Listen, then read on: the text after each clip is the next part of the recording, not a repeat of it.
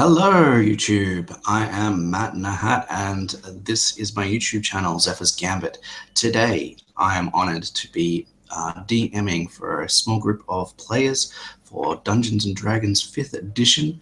We are playing a very light-hearted little adventure, and today I have with me a number of excellent players that we had last time, if you were watching, and we have an additional player who I introduced last time but who was not here, and this is Chloe, and she will be playing her character that she will introduce in just a minute. So I will go through each of you and just get you to introduce yourselves and your character really quick, and we will I will then summarize what happened last time and get us started. So Corey, do you want to introduce yourself? Is he actually there? Did he walk away? Might have walked away. Looks like he walked away. Emily, that's fine. Fantastic. So Madalena Shaw, she is a human ranger. She grew up with the homestead life and has received this letter of inheritance, which she is very excited about. Do you want me to go into like how we came to be at this point, or? No, that's fine. I'll quickly summarize that, so that's fine. Okay. And you're a homesteader, right? Yes. Yeah, excellent. Corey, introduce yourself and your character real quick. Yeah, sorry, I had to go take care of some children issues. Yeah, my name is Corey. Avid player, avid Matt player, best GM on planet. And I am playing a character name. Let me make sure I don't screw this up because I play so many. Zook Garrick, known as Sparky. He is a rock gnome artificer. Owns his own shop in town where we come from, and has an interesting quirk that we found out in session 0. That's enough. Right. Excellent. Jordan. Hi. So Ustaz is a human monk. He lived underground in isolation with these people who were obsessed with enlightenment, and they all died. And so he's exiled himself, and he's pretty strange because he doesn't know much about the world. And yeah, I don't know, he's weird. Awesome. And Mary? Hey everybody, I am playing Olivia, Livy, Ivy, and Caspian, and she is a trading into being an Eldritch Knight, but she's a fencer, and so she also has gotten her letter of inheritance, and she is very excited, and lo and behold, her friend Sparky's coming along too, so, yeah. All right, and Chloe.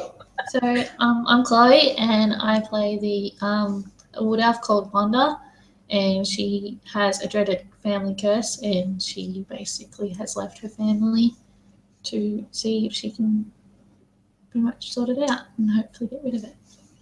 All right, and you guys accepted this. Oh, you all heard about some wolves that were attacking nearby homesteads, nearby farms. Madalena has experienced that firsthand, and she's come to the city to try and find some help. She came to the Mercenaries Guild to track down some help and found Ustaz there. None of the seasoned adventurers would accept her quest because she didn't really have very much money, but Ustaz was very happy just to receive some food and clothing in return for helping her out. And our other two characters, Sparky and Livy, they had discovered that there was a vampire in town, and they came to the to the Mercenaries Guild, to the cleric there to report the fact that this was happening, that this strange evil was in the town. And when they reported it, the cleric basically said to them, look, that's probably related to these wolves, or the wolves are probably related to the vampire. And they basically introduced the two groups together to say, look, can you guys work together on this? And basically that's where we left off last session, after a bunch of other things that happened. And so we're basically in the mercenary guild, having met pretty much for the first times. Obviously, Livy and Zook know each other, but that's about it. Everyone else is kind of just saying hi and whatever. So let's talk about any preparations that you guys want to do before heading out to the farm where these wolves are. Anything else that you would like to do?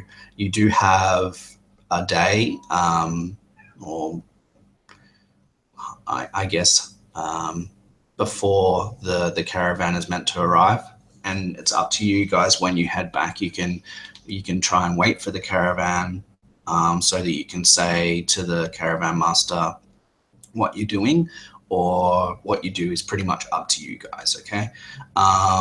We'll How meet. far away is this farmstead where these wolves will be investigating? It was a half a day Half a day. travel. Half day. Then we should definitely go talk with this caravan master just to see if there's a chance we can, just. We don't want to be. Livy. Yes. They don't come till tomorrow, sweetie. Right. Well, I just thought. Yeah. Oh well. I guess it'll be rushed then. So let's. But from what I understand, we're not leaving tomorrow. He gets here tomorrow. Yeah. He'll hold his horses. We are his security. Excited, okay? Come on. Of course. No, I know. Leave right away. Livy, you're always excited. Letter. Everything's exciting to you somehow. So Perhaps we can leave a letter with the guildmaster if it takes us longer than anticipated. yeah. So And something points up and goes to Livy, pointing to the intelligence of the person. He doesn't know. So Madalina knows that late tomorrow is when the merchants from and farmers from all around arrive in town to set up their wares for the next day. And she would believe that the caravan would be doing the same thing, that he would arrive, set up any wares, because the day after tomorrow, so basically everyone arrives tomorrow, right, sets up, and then the next day there's a market day where everyone basically sells things and trades things, and then the day after, so 4 days, is when the caravan is going to leave, which is what we are ordered to be a part of. So she would know that the trades day is coming. Ustaz, being that you have only been here a short time, maybe you've seen the trades day. I'm not sure if you've kept track of it. Certainly Zook would know about it because he's a trader. So that's kind of where we're at as far as timeline goes. So basically everyone arrives tomorrow, sets up, has the market day the next day, closes down, and then we'll be basically leaving the following day. Okay. So, So Zook would like to look at the the mercenary, leader or whatever, whoever the contact there is, and goes, so What is your name? Well, I don't care what her name is, Livy, and it's not to be rude. It's the question is this: we have certainly found that there is probably an issue with a vampire. Is there any known issue with lycanthropes? Ooh. I want The to roll a history to see what Levy knows about lycanthrope and vampires working together. all right. This is an hope they're not underworld. smart. Please have flipping inspiration. Oh, I'll take that 12. All right. What Yeah, does sure. she know?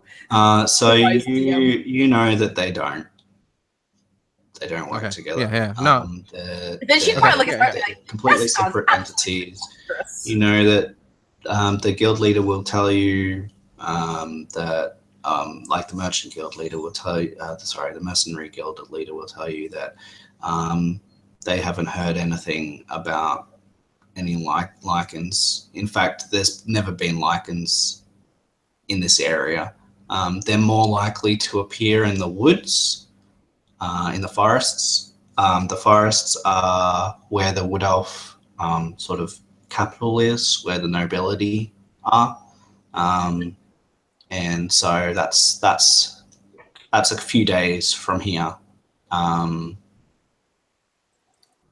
Just to be clear, Mad told us that she thinks they're lycanthrope, or we kind of came to that conclusion from what she was talking about? No? Okay, cool. Just making sure. No. You know, I mean, it was just Zook was just putting together the idea of werewolves. I mean, wolves, and that he's just a question asker. All right. Yeah. So we know wolves, and the cleric has told us that because you've reported that there's a vampire, he's basically said that when a vampire arrives in a location, generally the wolf population and the and the rat population rise, and so I seem to have a rat problem right now in my shop. You do. You know, the one with the big bright. You know, the one with the big bright sign. the cleric face palms and goes, "Oh, I hate that sign." Yeah, but you know where my shop is, he says. So gaudy and bright. But it draws all the attention in, and that's what all keepers try to do, right? With their signs, it's to track the eye. Yeah. It totally tracks the eye. It tracks everything, including rodents. Who are you? And he points up to the very dark skinned elf that's in front of him. I've never seen a. Are you a drow? Well, Or are you just dirty? Dark-skinned elf. What? Wasn't I thought Jordan's character was a drow, right? No. Oh. Um, Strike all of that. Ustaz is very pale-skinned. Okay. I thought he was drow. Sorry about that. And My best buddy was a drow, my teacher. oh, but you're not one. No. I'm pretty sure. My ears don't point. Well, yeah. Hey, And what are and you're you? Because you're really tiny. You're smaller than that girl. I am. And I'm not a child. So please don't talk to me as one. And the second thing is, then if you're not a what? You're as white as a cloud. Yeah, well, I haven't been out in the sun for about 23 years. Oh. Wow. That's a couple.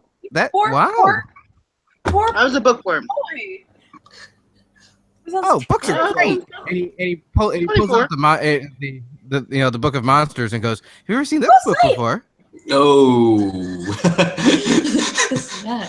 Well, in case you didn't catch the reference last time, you recognize this book if you've seen them before, and you've said that you've definitely seen them before. And so this is part of the series of monster books that were opened whenever there was a threat underground. And it has a chthonic deity emblazoned on the front cover. Yeah, I read that.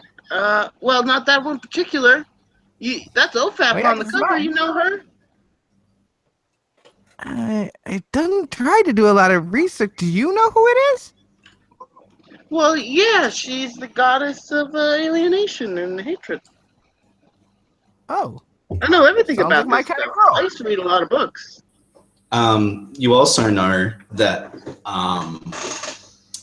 that when you look at the title Ustaz, you think that you remember someone from the underground saying that they were looking for this particular volume and that they could never find it.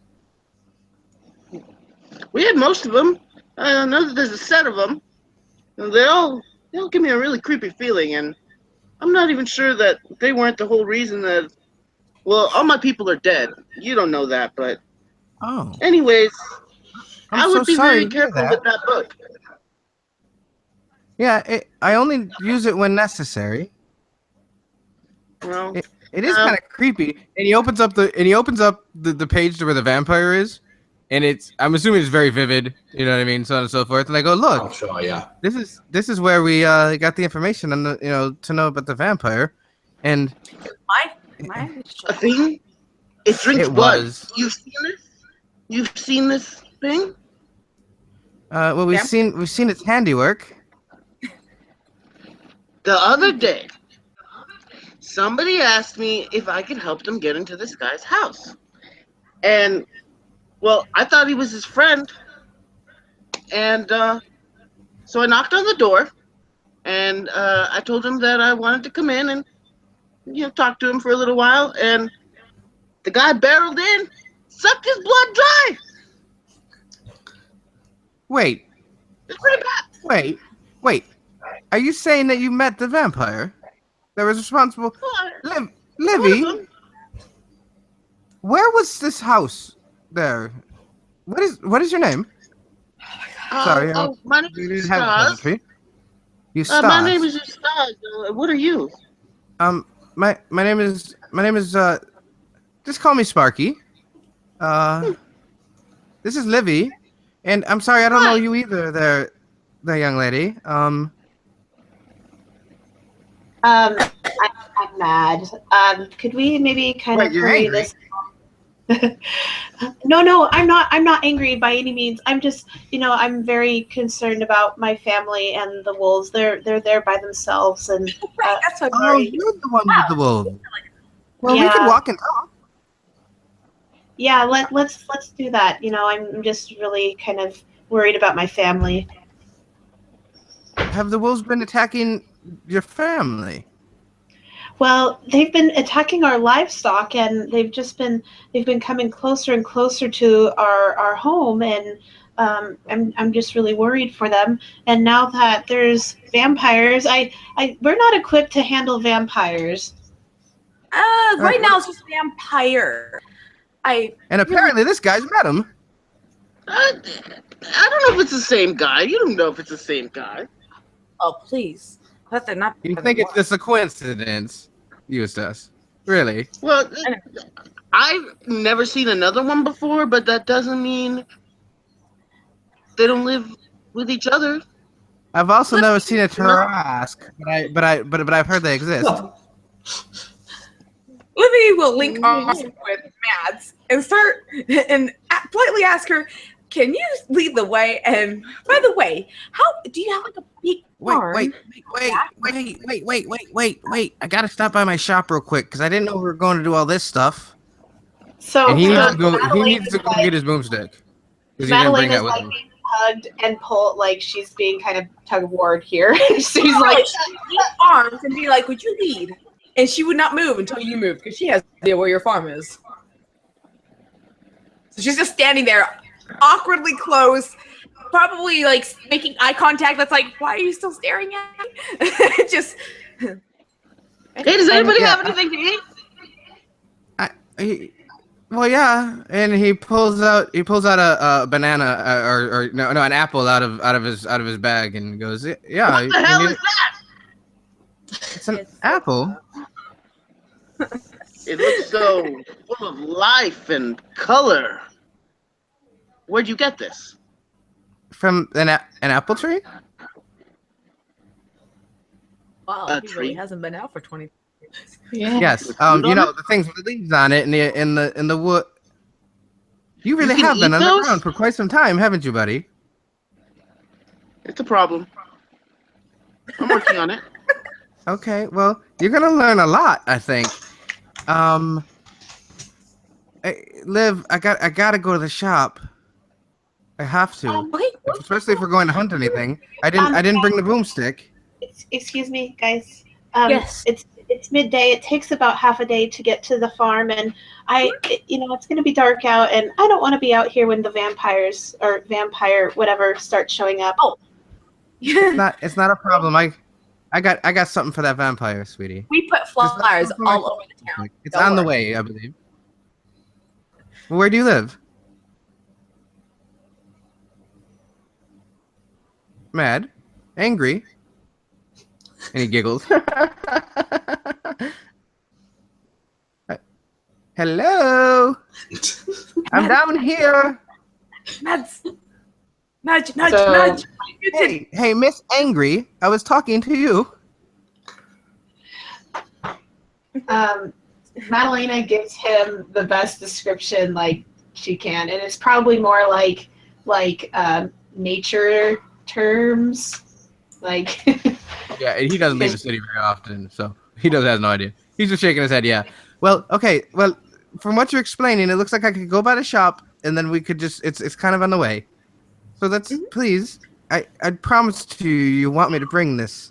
It's a very experimental weapon, and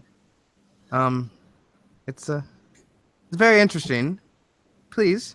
Okay, I just hope it helps. And about 60% of the time, it always work. Yeah. You'll see. It's very different. All right, so we stop by the shop. We'll grab whatever equipment you guys want. I mean, if you I want renamed to, my thunder cannon and boomstick. if you want to grab any resources that are mundane here, pretty much you can, and we can just say that you've got it as far as mundane equipment.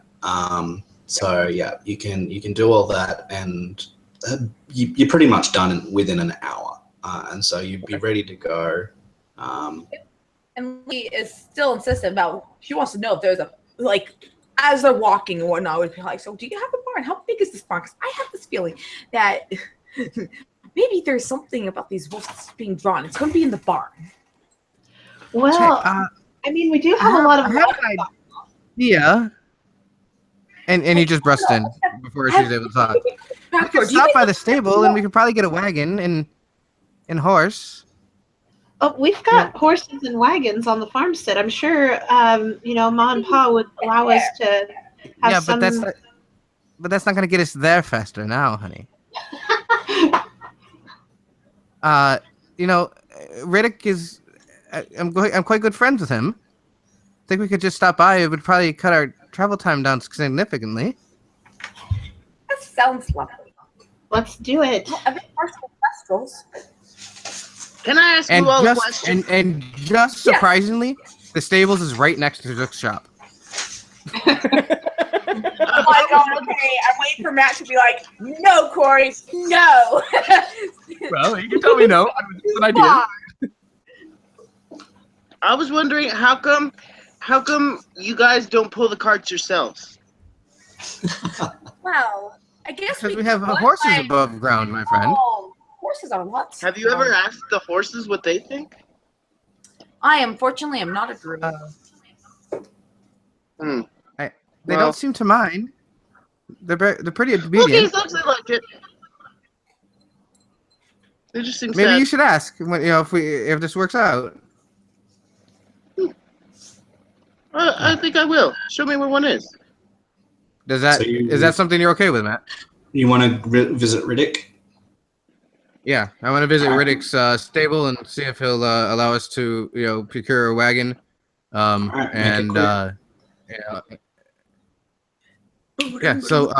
we walk over to the shop. Like I said, it's very close to Sparky's beautiful shop, and he walks up and knocks on the door.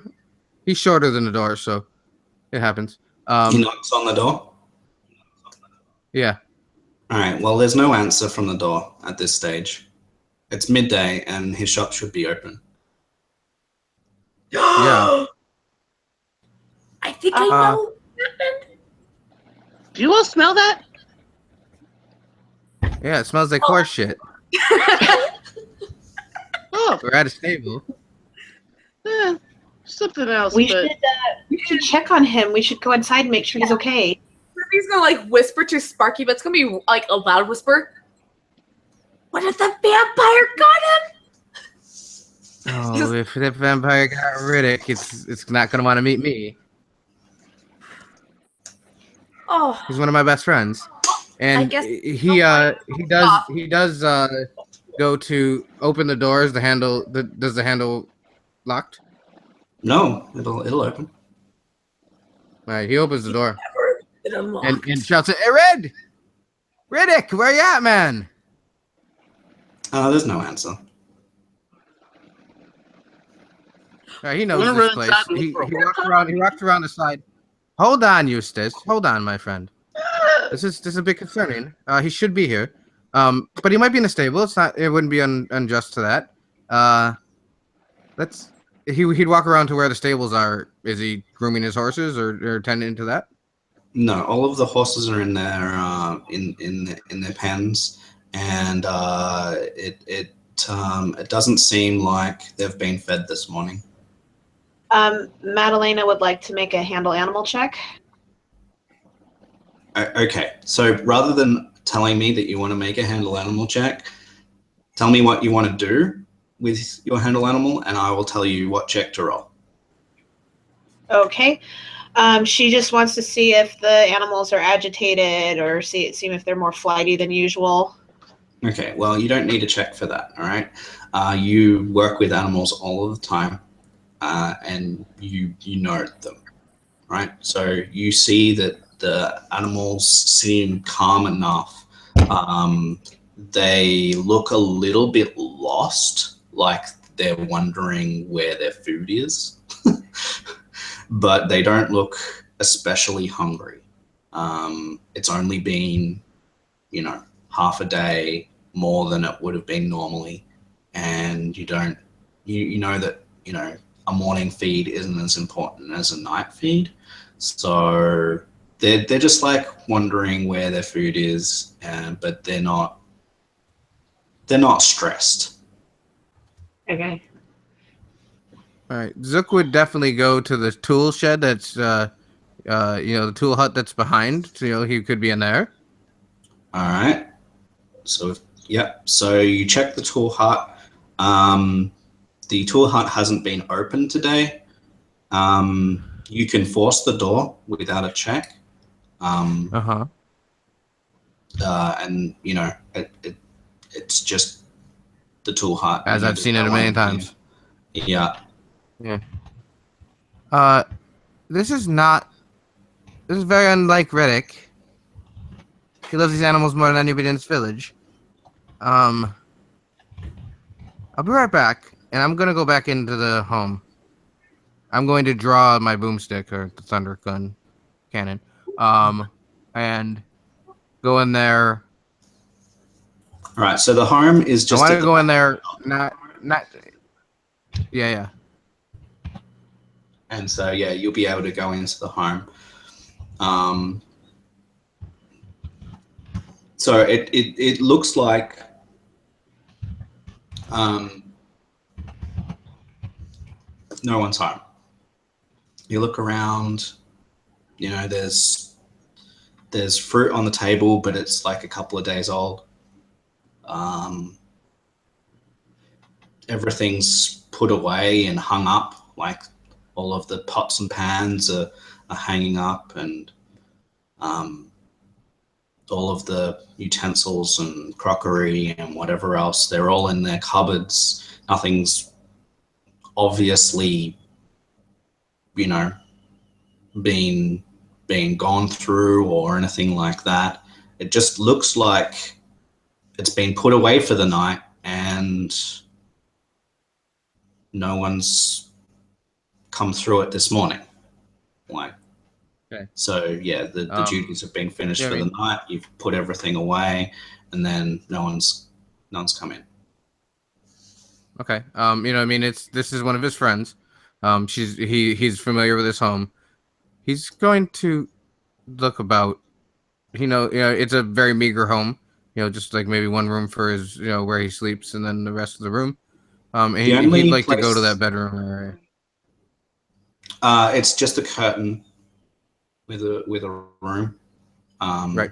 So you'll just flip the curtain, have a Peek my look. head in. So the bed's made,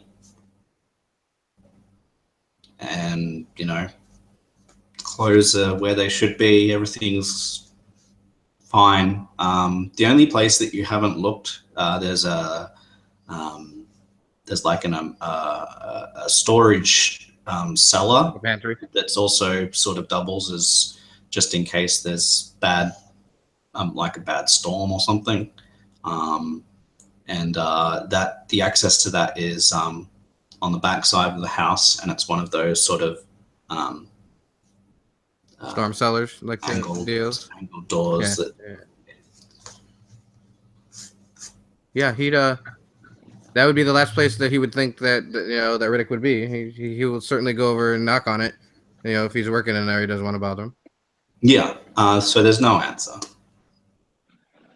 Could I'd like to close my eyes and smell and listen for anything. All right. Make me a perception check. Perception. This is not good, guys. Riddick goes nowhere. I'm telling you. Oh, fuck. How do I roll a die on here? I'm so sorry. So you go onto so if you open your character sheet, so you click on your character and go to character sheet, and you just find the perception and just click on perception, the actual word. It'll turn red and you'll be able to just click. Okay, great. Thanks. Wow, nice. And I will answer Emily in just a second as well. So, Ustaz, as you sort of close your eyes and just take in the surroundings, it's not something that you necessarily hear or smell, but there's something odd to you. Maybe it's a smell, but you can't quite put a name to it. Something familiar, but maybe unknown. But where it's coming from is from the cellar that I just explained. And whenever you sort of, because you're looking around and you've closed your eyes and you're just like, and you sort of get it from that direction and you sort of walk towards that direction and it gets stronger. And it's not a scent, it's just this, it's something weird. But yeah, there's something definitely odd about that. As far as Mad looking around the perimeter of the stable, pretty much everything is as if someone had packed up for the night. And when you do your farm duties, what the night duties are, and making sure everything's ready and stuff for the next day. It looks like that.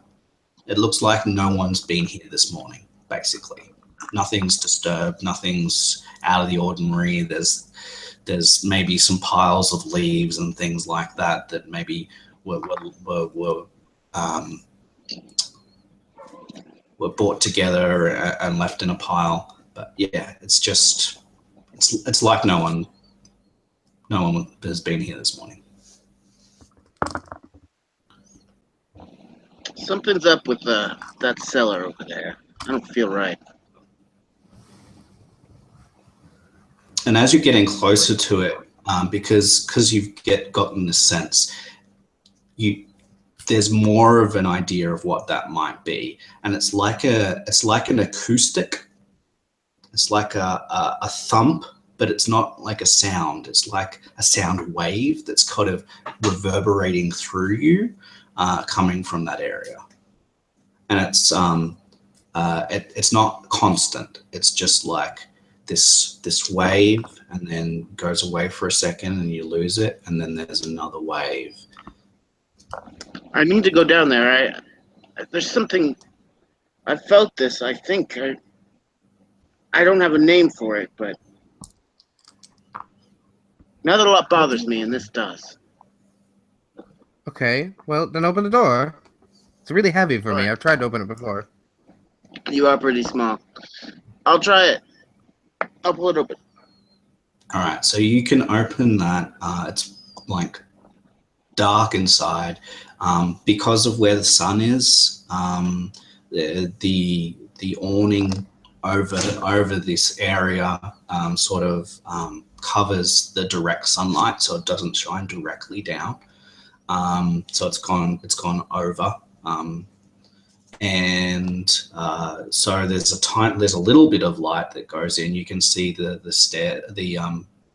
ladder leading down, but you can't see a lot of what's inside just from where you are right now.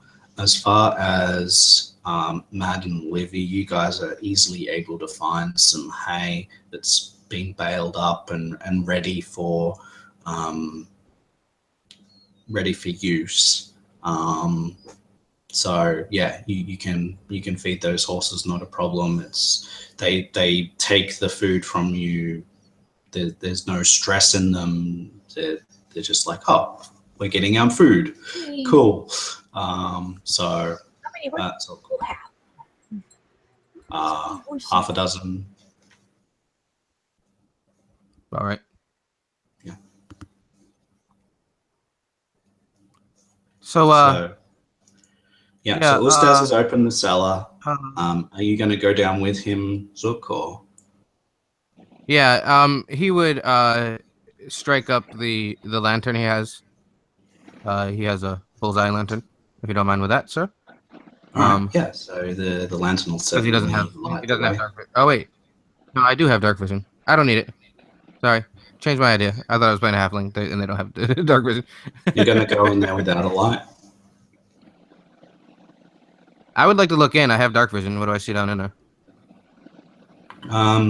Right at the back, like this is a fairly large cellar. You see movement, but not much more than that. It's mostly just shadow. Riddick, you down there? And because the doors have been opened,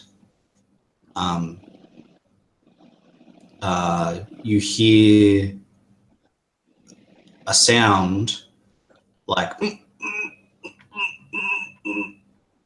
and then Ustaz and yourself probably feel this acoustic, and what you believe now that you've opened it and you've seen the movement and you've heard that sound is that he's been trying to pound the dirt with his feet, and that sort of reverberated through the floor a little bit, but because it's packed dirt, it doesn't really make a sound.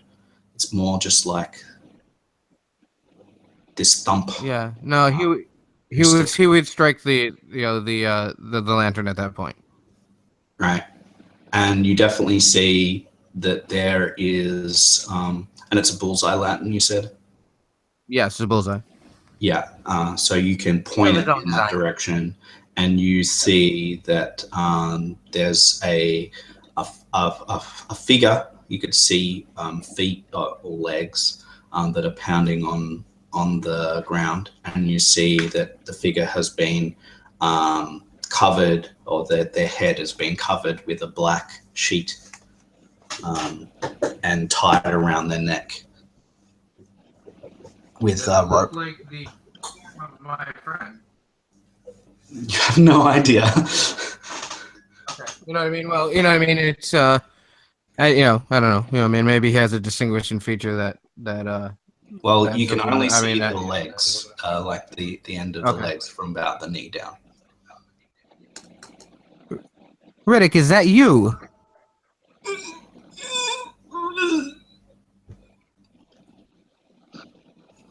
Yeah, I'll take some steps down into there and look around. Yeah. and be shining my my lantern in each direction to kind of look. As you shine the lantern down here, you see definite signs of struggle. The first signs of struggle that you've seen on the farm on the stable property. It looks like someone's been dragged down. Yeah, to at this where- point he where the would body is. very quickly be coming down the stairs and going towards the figure. He feels that it's Riddick. Yeah, and I'm assuming you'll untie the rope and throw the sheet off. Yes. Yeah. All right. So you can do that, not a problem. And it is.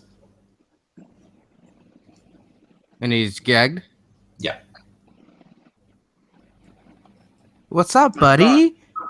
And he takes out a dagger that he has in his possession, or even just a knife, not even a dagger, just a pocket knife maybe.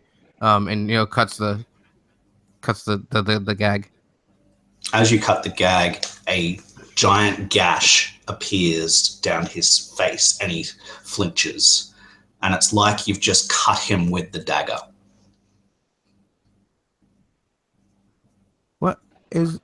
And the gag does not break or anything. So you've tried to cut it, and instead there's just this ugly gash down this guy's face. It's just like, whoa! Oh no! I'm so sorry, Riddick. That's an interesting phenomenon. I'd like to check out the wound. It looks exactly like a dagger wound. Someone's just basically grabbed a dagger and just gone.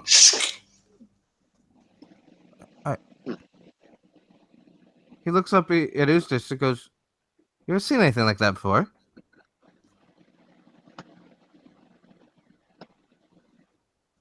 Who did this to you?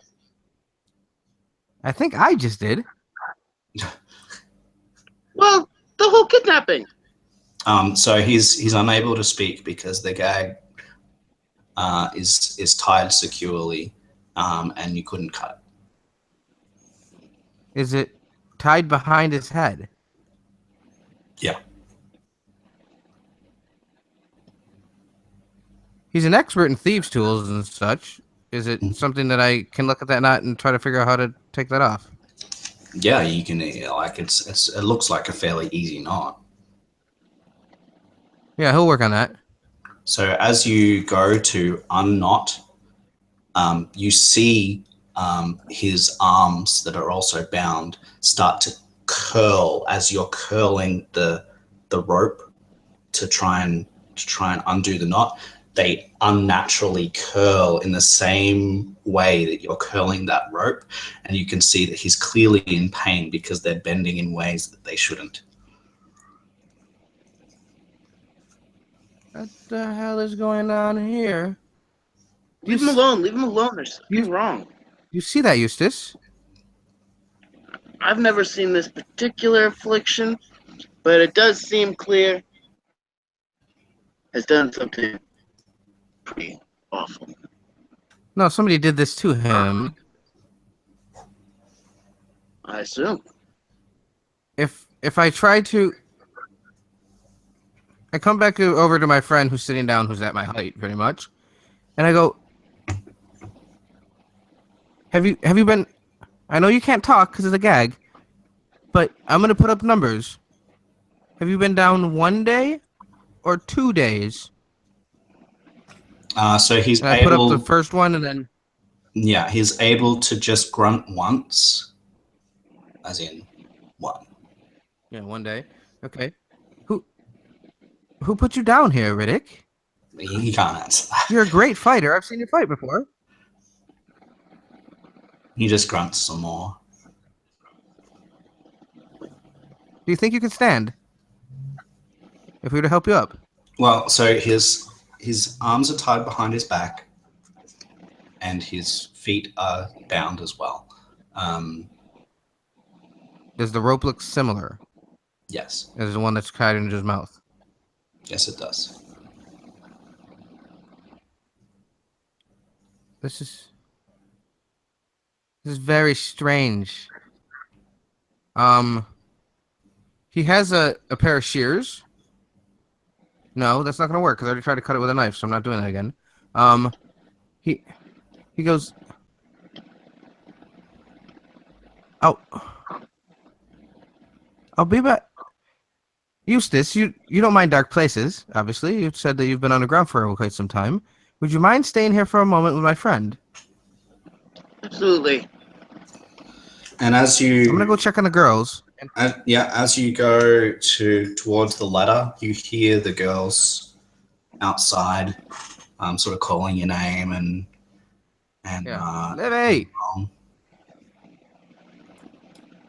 He's this way. As she hears her Yeah, name. no, wait, ladies, before we get on there, Riddick is down there, Oh, and he's good. bound with a. Wait, no, this is very bad. What? He Is was- the vampire he down was- there? No, I don't believe That so. would be bad. We looked around. It looked like there was kind of a struggle, but the only thing that seems to be down there is Riddick. But he's bound. He's gagged, and he's bound behind his back with his hands, and his feet are tied together. And it's a substance I can't cut, Livy. It's a substance I can't cut. And when I tried to undo the knot, like normally, it made his what? arms like move unnaturally, and it looked like it was giving him pain. She'll kind So I just wanted to warn you that this is not a normal situation we're walking into. Oh, when vampires are Actually, involved, I don't actually, think it's pretty normal. So, yeah. I think that we should go. But I think that you ladies maybe should go back to the mercenary guild, Yeah. and we maybe should I probably don't know what to do get here, magic. or maybe we can find a constable. This is very wrong. Oh yes, it is. And so yeah, we can do that. We'll go find someone who can do dispel magic, and probably sure someone at the academy could do that too. So, but yeah. All right, so That you sounds- guys can head Matt back goes that way. So is everyone doing that, or is someone staying behind, or I'm still with him. okay? I would definitely go back down. I would leave the lantern with them so that they have a light source. And I would say, yeah, I mean, I would talk to you to go, is that something that are you okay here? If I was to go with the girls. Fine. I'm fine. You can actually turn off the light. It kind of makes it worse, actually.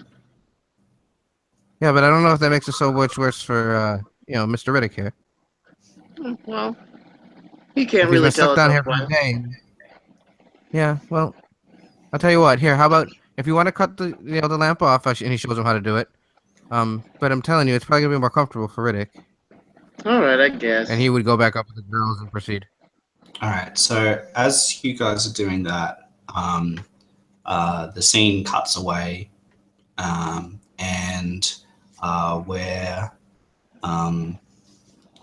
we're out of town, some distance, and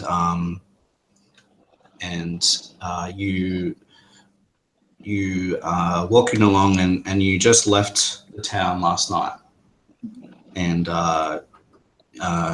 it was, you figured that, and it was probably around,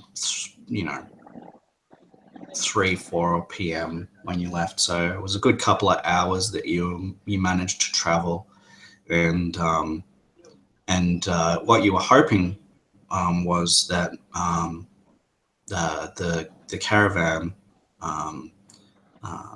that you'd be able to get there and maybe help them out on the way back to the town. Just show of good faith, and maybe a little bit in desperation for some company that wasn't your family. And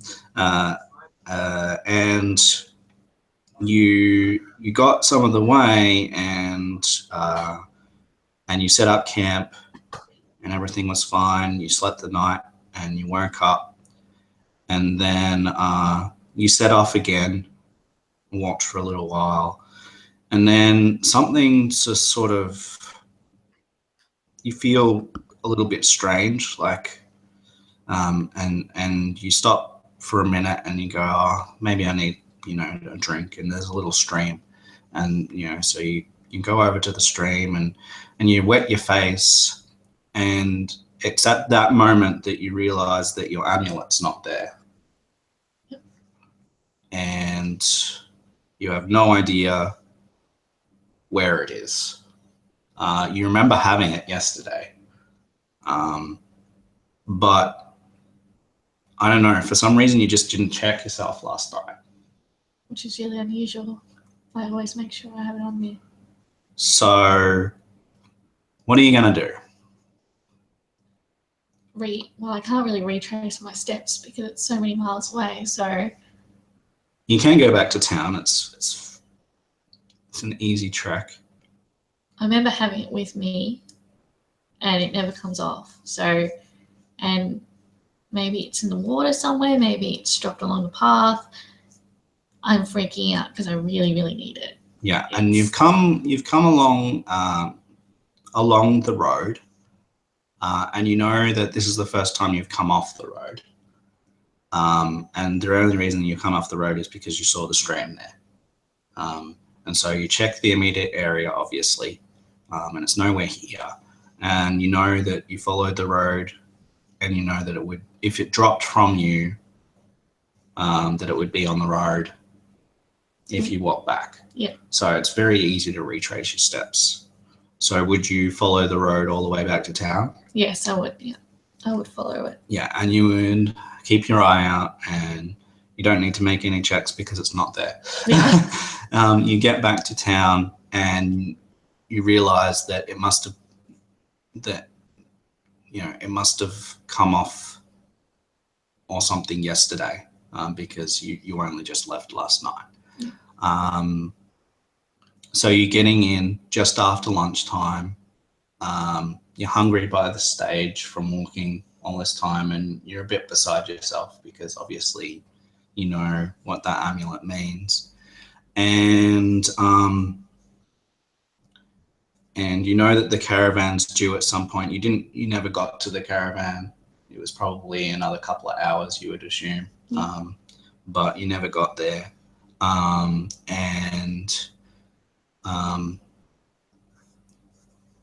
And so you think back to the night before and what you were doing then. And what were you doing in town?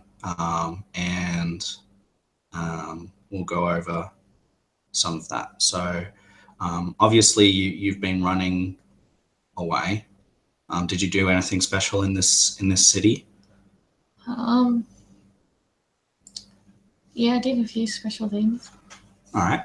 I like to read up on history and basically knowing like where I come from, like family history wise. Okay, so you would have gone to the library. Yeah. All right. So you went to the library. You read some of that, got some information, and you remember that. Would you have borrowed anything from them? Maybe they had a book that was going to take a little bit longer and whatever. Yeah, I did borrow a book. All right. So yeah, you borrowed a book, and then you wandered out, and the next thing that you remember is that on your way to getting your evening meal, which may be from the tavern or something like that, that you don't remember anything unusual, but you remember that after the meal at the tavern, that that you heard this this strange noise from high up in someone's roof, and you're like, I wonder what that is. And you're wandering down an alleyway, and you were like looking up, trying to see something. You did see a shadow, but nothing more than that. And you followed it for a little bit, but you couldn't keep up with it. And then it sort of disappeared. And that's the only thing that you remember from last night that was unusual. Yeah. And you think, well, if there's anywhere that maybe my amulet fell off or something happened to it, it's probably either in the tavern or down that alleyway that you walked to follow that strange sound. So what would you do first? Would you go to the tavern itself, or would you try and find those alleyways again? I would actually go back to the tavern Okay. and ask if I've left anything behind.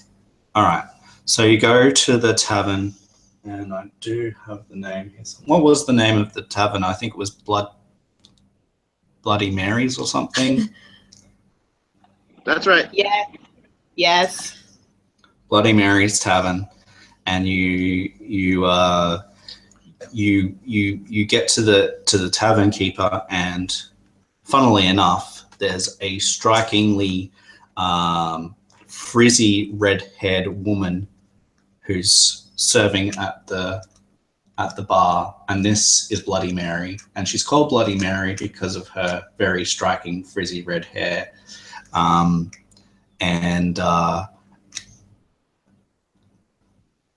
please let me. She has magic school bus.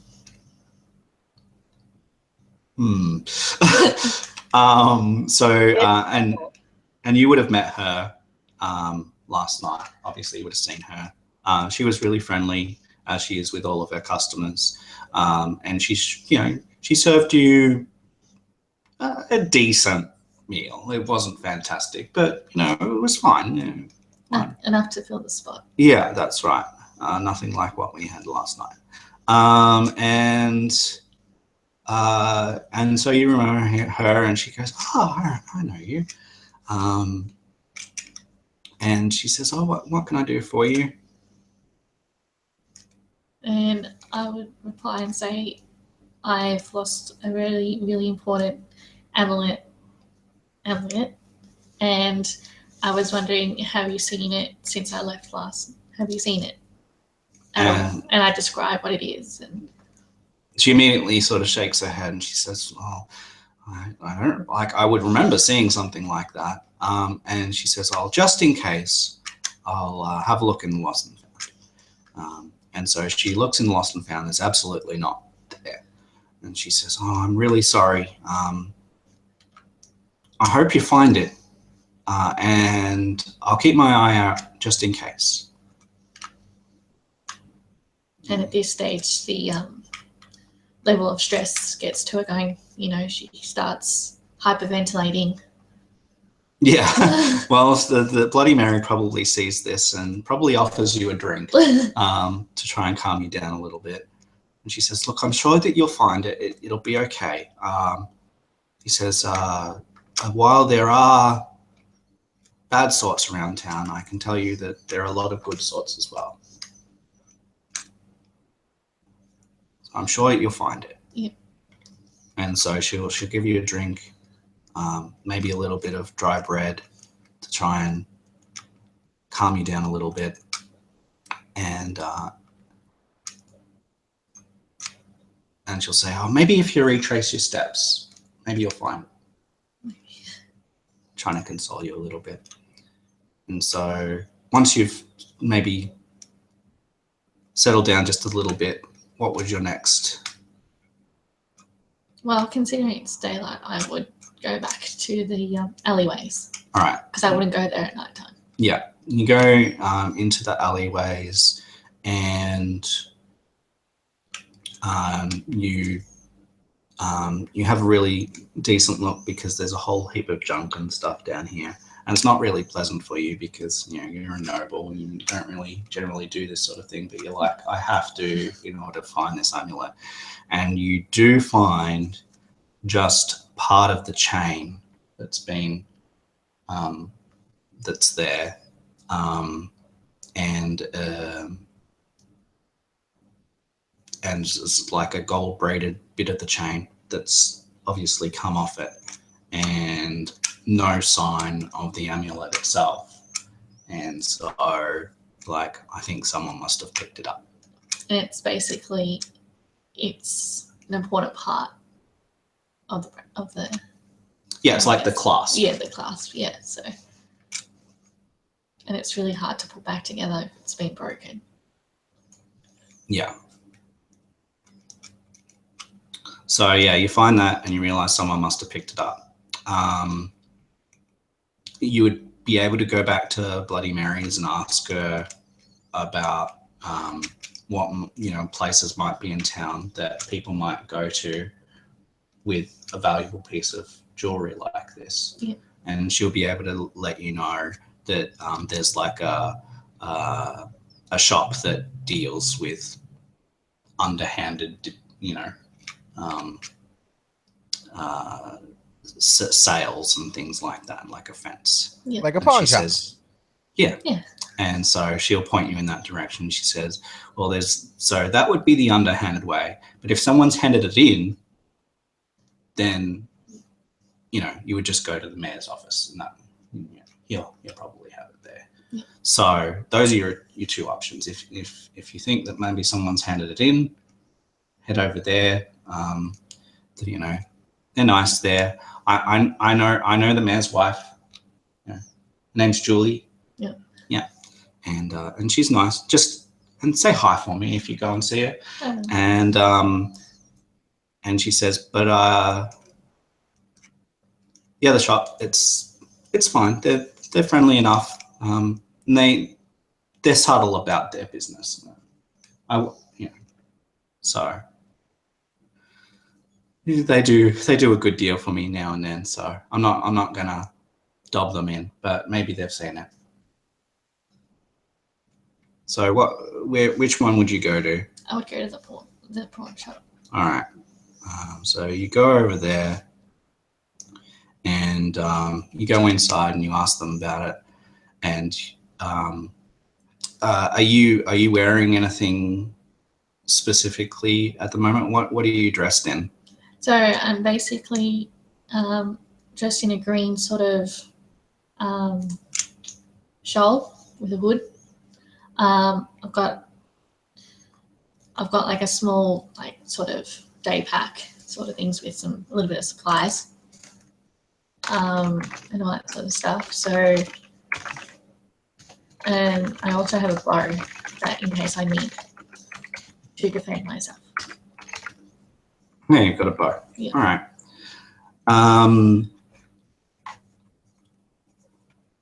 So as you walk in, is the shawl like of particularly good quality, or is it just more of a traveling kind of? It's more like a traveling sort of one, but it's got like gold embroidery. Oh, okay. So they immediately see the gold embroidery and they go, okay. And you ask about it and they look you up and down. Have you got a hood or anything, or are your ears showing? I've got my hood on. You've got your hood on. Yeah. So they're sort of looking at you, doing this and trying to see. They're like sussing me out. Sussing you out a little bit, yeah. And they're like, we might have seen something.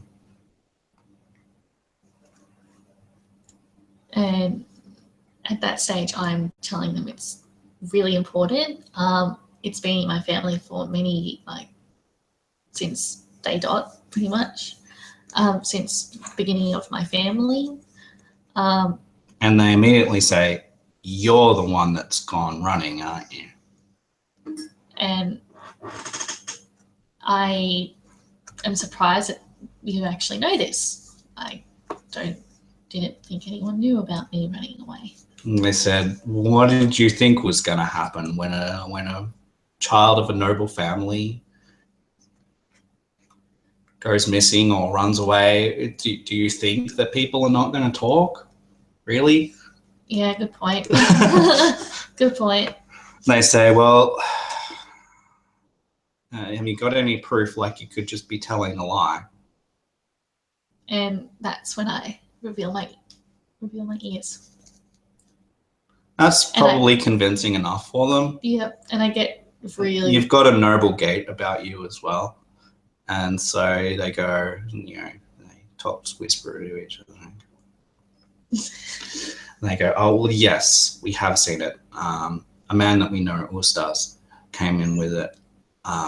and we told him that he needed to keep it hidden from the guards, otherwise he'd be in trouble, and that if he found the person that owned it, that he should give it back, because we don't want any trouble with your family. Okay, like we don't want any trouble.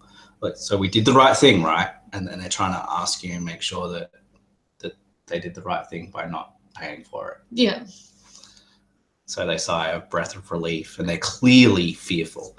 Now, this is unusual to you, right? You know your family, and you know them to be relatively friendly-ish.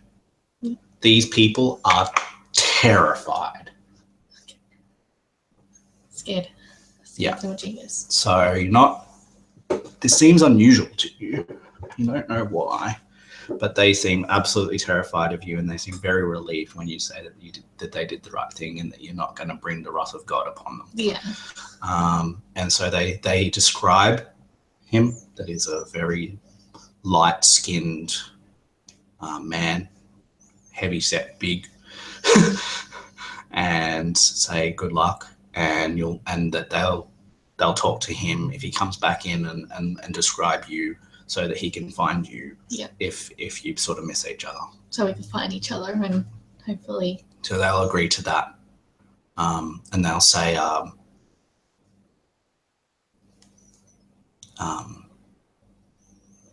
we hope you'll pass us over when it comes to tax time. Yeah. Good luck with that. Good luck with that. And so and you'll be able to go. And so we'll cross back over to the group as you come out of the pawn shop. So those people that are coming away from the stables and whatever. So what exactly are you guys doing?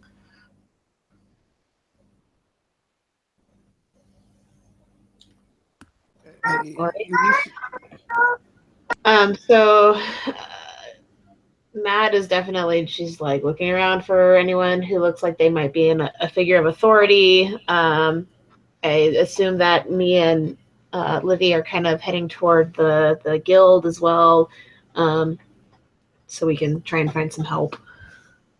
Slow down, ladies. I got little legs. Oh, Sparky, I thought you stayed back with Ustaz. Well, right. It's okay. I know I blend in. I'm quite little. I'm sure that's not sorry. very trusting. Oh, I didn't mean it as an offense. I'm sorry. No offense. Livy, tell her I'm just joking. I'm a big joker. I can't help it. Oh no, I know you're joking. I'm just impressed. I thought you'd stay with your friend. The good thing Ustaz is a good, trustworthy kind of person. My friend? So, anyway. Oh, you mean Riddick? Yeah. I don't think it can get much worse off. That's what happened. If you say this, like, she's totally honest and means well by it, but at the same time, like me, I'm going, we technically just left Matt with a friend. Okay, well, surely nothing wrong could come from that. No. I'm a good man, I swear. Yes, I have no doubt, Jordan. I'm just thinking character-wise and I'll tell you what. It's that pale man will not want to see me if he harms Riddick any more than he already is. Livy, think suddenly real quick. Are vampires very pale, unusually pale? And glittery. You have no idea. You have no idea. You've never seen a vampire. You've maybe heard of them in tales, but they're never very described. You know, I just don't think Ustaz is that type of guy. He seems like he's pretty genuine. Oh, absolutely. Livy is not challenging she is very trusting. If you are nice to her, that's all you need to do. And so he could be the worst person who just charmed his way into Livy's. Plus, he hasn't tried to kiss anyone. Right. And True. And also, it's a bit strange. You've never seen an apple.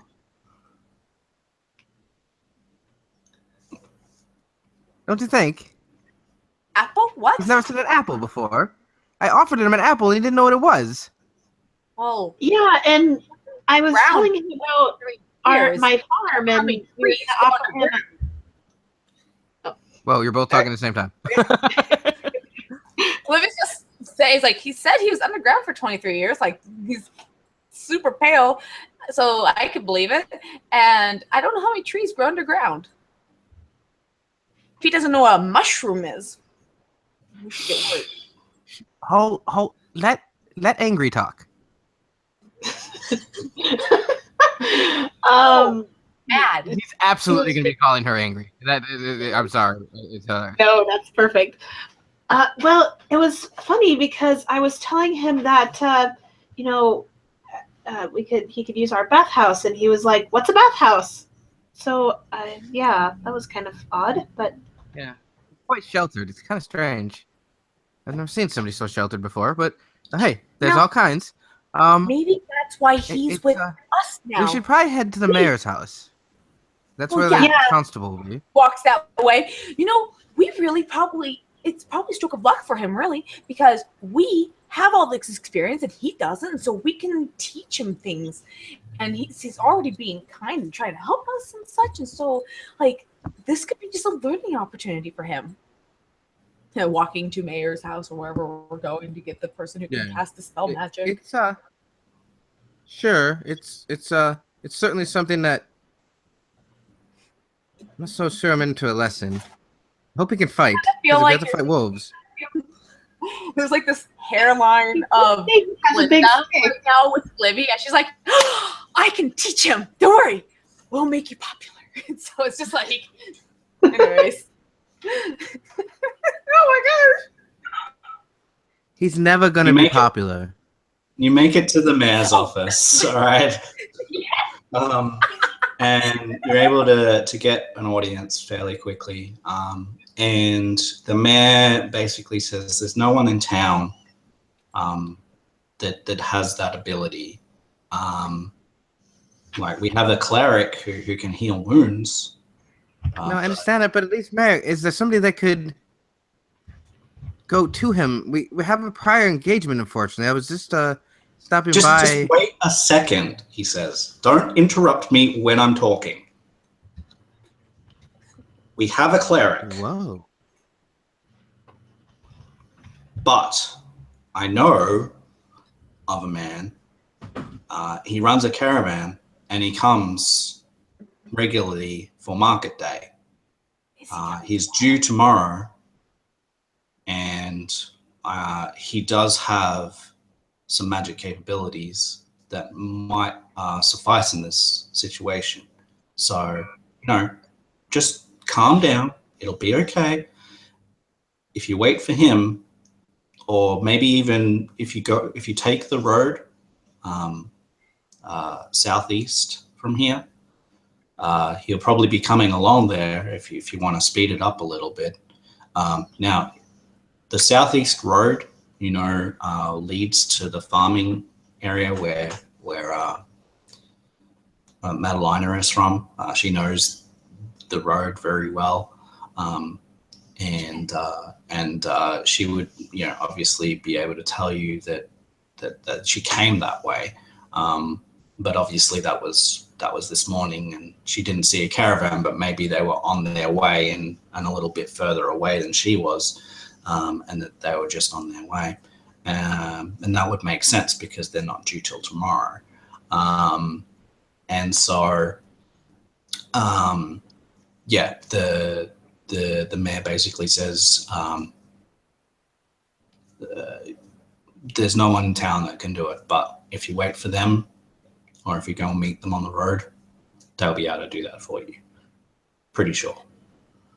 Well, we should go back to Feather.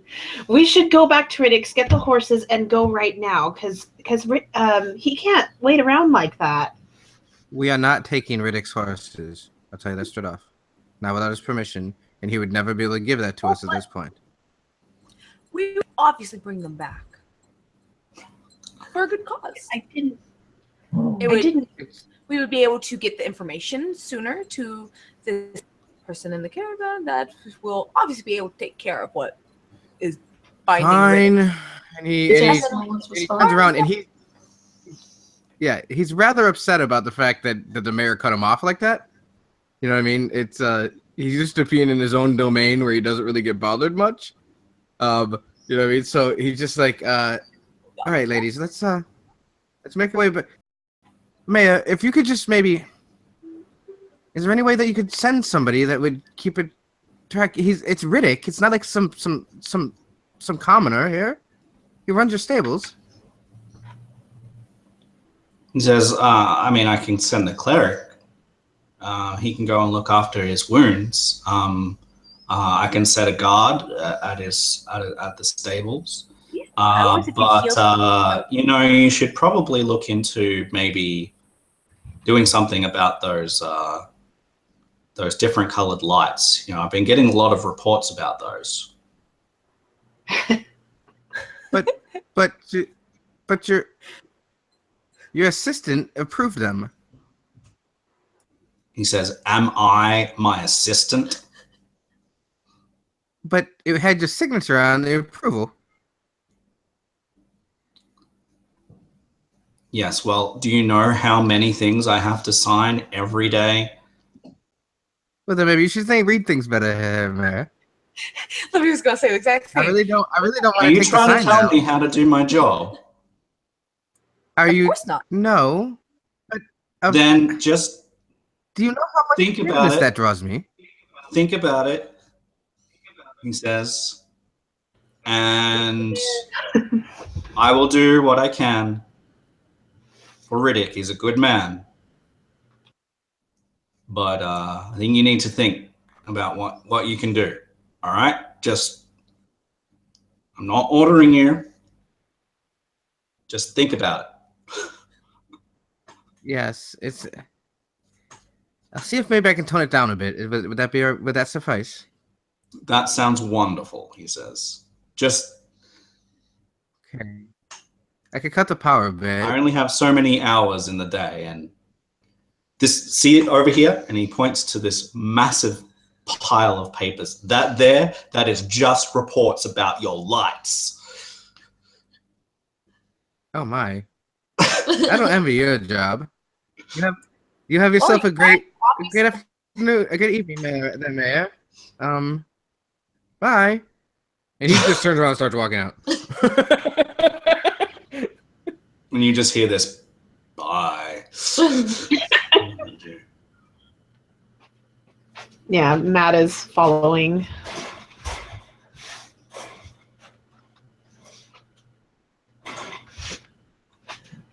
All right, so grumpy today.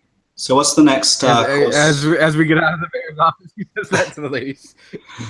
What's the next course of action then? You've secured the help of the mayor for Riddick, and so what's next? Well, we have to go back and get Eustace. So, all right. So yeah, you go and retrieve the stable. I would go back to the stable. You come down. So what are you then attempting to leave? What's the go? Well, he would look at Riddick and tell him the news that we have talked with the mayor. He's going to post a guard. He's going to send a cleric down to make sure that you're not terribly injured. And I believe that we're going to be able to get those restraints removed, but it may take a day, my friend. Would you mind if we were to take a couple of horses and the pony?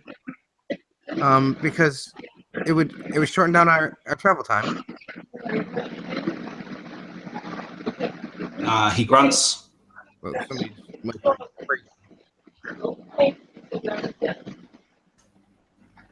that's coming from you, Jordan. Can you move? Can you move it? There we go. I'm sorry, what? He grunts? I'm sorry, what? A lot of background noise. Oh, yeah, I'm sorry.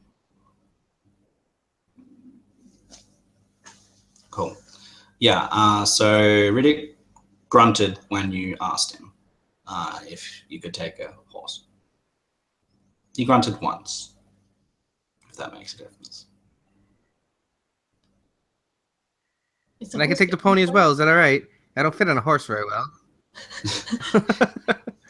He grunts once. Okay. Thank you, Riddick. I promise. You know, what I mean, we'll get that. They're gonna fix this. Did you see? You hear I a can't ask these resigned questions now. sigh. All right, come on, Eustace. We need to go. You sure it's gonna be okay? Yeah, we set it up with the mayor that he's going to tend to Riddick here while we leave. Okay, well, let me pray for him really quick. Aku, Jesus, Sure. Aku. Thank you. It's awesome. Yeah, he picks up his lantern and he makes his way back up. All right. As you're emerging and leaving the property, you're coming down the road, and you see this group of ragtag people, and in amongst them, you see this big, very pale-skinned man. He seems to be, accompanying these other people. There's a very short, gnome-looking people. It's not you that's meeting it; it's this one. Then there's a blonde-haired woman there, and someone who looks like a farmer. You remember visiting some homesteads when you were a child, and people wearing similar clothing to what this other lady is wearing, or woman. And so you're seeing this strange group of people, and they're coming. They're leading some horses and a pony out from the stable, and you haven't seen someone ever as pale as this man. And you remember the description that the shop gave you, that he was heavy set and big and pale, and this man definitely matches that description. So as you see them and realize that there's 4 of them, what are you going to do? What would I do? I would basically stop them in their tracks, like in front of the horses and the pony and the individuals. And I go up to, what's his name? Ostas. And I said, I've heard some along the grapevine that you have something of mine, and I would like it back, please. And Ostas is like, what are you talking about? I haven't got anything. And I'm like, I've been told by the people in the pawn store that you have a very, very expensive amulet that belongs to me, and I desperately need it back. Have you got your hood on at the moment? No. Okay. You can clearly see that she's got the ears. So what is your reaction to this, Ustaz? And everyone else, as this random elf just wanders down the street and stops you and addresses Just be like, Ustaz like, stuff? You're very I'd lovely. like to lie and say I haven't found anything ever. In your life. Really? I've never found a thing ever. I can tell when someone's lying. She does have a I'm bow. very, very sorry. Is this it? Yes, it is. Oh. Did you? Well, I guess you can have it back, but I was hoping there would be a reward. A reward for something you stole? No. No, I found it in an alleyway where I go every day. So you must have gone through there during some day, because I go there in the morning and at night. So it was your fault. So you're blaming me because I misplaced it. Well, did you notice the class was missing? And at this time, And Zook just tugs on his pants. At this time, I'm drawing my bow. I'm drawing my bow. Really? Whoa. Please, Oh. I'm sorry. If I may say something, he's been probably he's been very honest since I've known him, and so I believe he's not a thief. And what are you doing sneaking around in alleys? Wait, who is thinking? Yeah. This is besides the point. Wait. No, wait. And the smallest of the group goes, I got this. Who are you? I am Wanda. I'm a wood elf. A noble wood elf. Okay. Well, No I am kidding. You're But kind of short, no, but who are you to talk to? Whoever you like that. Well, if she's nobility, I love he gets quiet. But you don't know that by any means. She just said you've you're a had- noble wood elf. Look, you've had this family in the shop before, and you know that they've been very haughty in the shop and very tough-nosed. It's not very often that they come by, certainly, but once or twice. Yeah. Never. What's the father? Because I've probably dealt with the father. Yeah, and he's always been very short, as in to the point, and almost demanding. You can immediately see that the person that you're talking to has a little bit of that, but it's nowhere near the degree that you dealt with before from their family. Right. Now I'm assuming I've dealt with the father before. Is that correct? Sure. Yeah. Okay. Did I ever catch his name? Well, this is an interesting part of the story, isn't it? So Yes, yeah. you can determine which one he's seen, and if you want to name them, like if it's because, yeah. Go with Natal. Natal? All right, so you've dealt with Natal, Okay. obviously a Hey, wood wait. Do you know Natal? Of course I do. It's my father. That's your father. It doesn't look like the apple fell very far from the tree. Coming from you, short stack. But the Gosh. statement is this here. You're a mean lady. Here, what else? Yeah, you know what I mean? It's this. He could have never given you this amulet. He could have never. And he wholeheartedly gave it to you. The way that this, works is when somebody would give you something of great value to you, there could be a reward to that. This man is very much new to this area, and there's no reason to be so rude. That's it.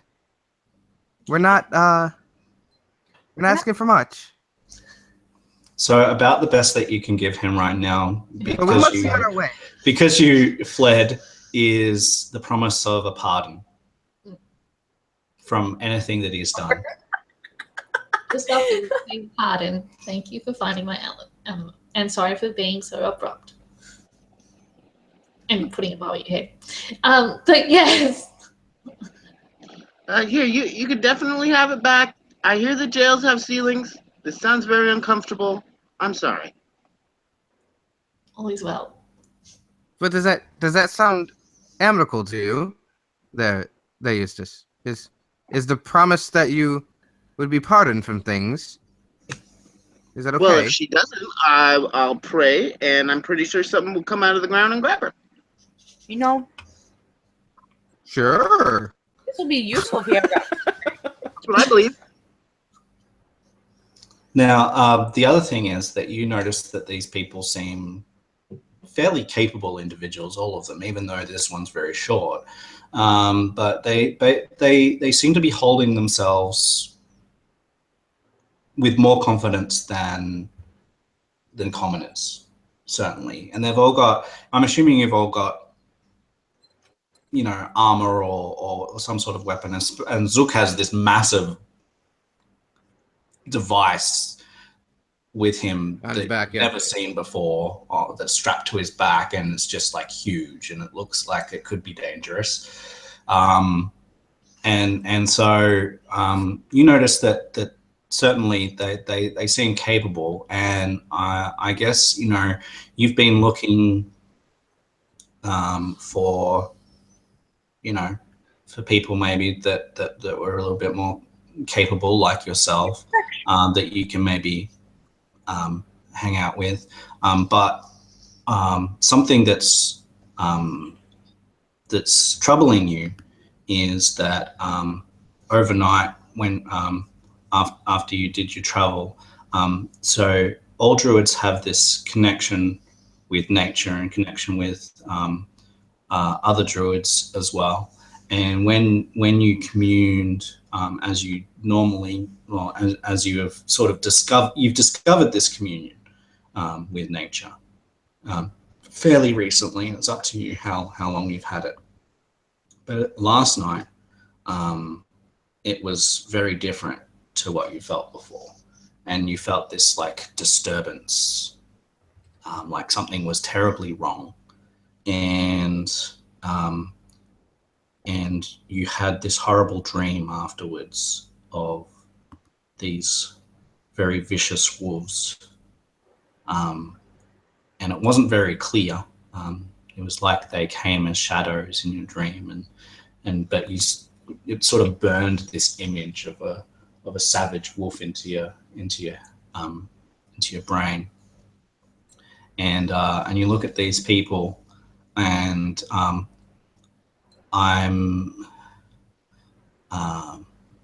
I'm going to ask a volunteer player to, just in conversation now, to mention what you guys are about to go do so that we can get Chloe involved. So whoever would like to just casually go, oh, we're off to go and deal with wolves, or whatever, however you're gonna say it, so that we can try and Sure. Well, now that you got your... Well, no, Angry, you should tell them where we're going. You know, guys, we need to kind of hurry because my family and the wolves, you know, I'm really worried for their safety. They've been attacking our livestock, and they're getting closer to the homestead, and we really need to get going. This is really kind of petty. I've actually had a bit of a sort of dream about this. It kind of seems like my dream and your situation kind of link with each other. Like, you did? I did, yeah. It was just really brutal, and it's just like, this can't be. Is this real? Is this a dream? But you've actually seen a wolf attack your livestock, and I've seen it in my dream. So that's very, very strange. And Chloe is or rather Wanda is able to describe a scene to you, and the scene is of a wolf attacking something, and right in the back of the scene there's a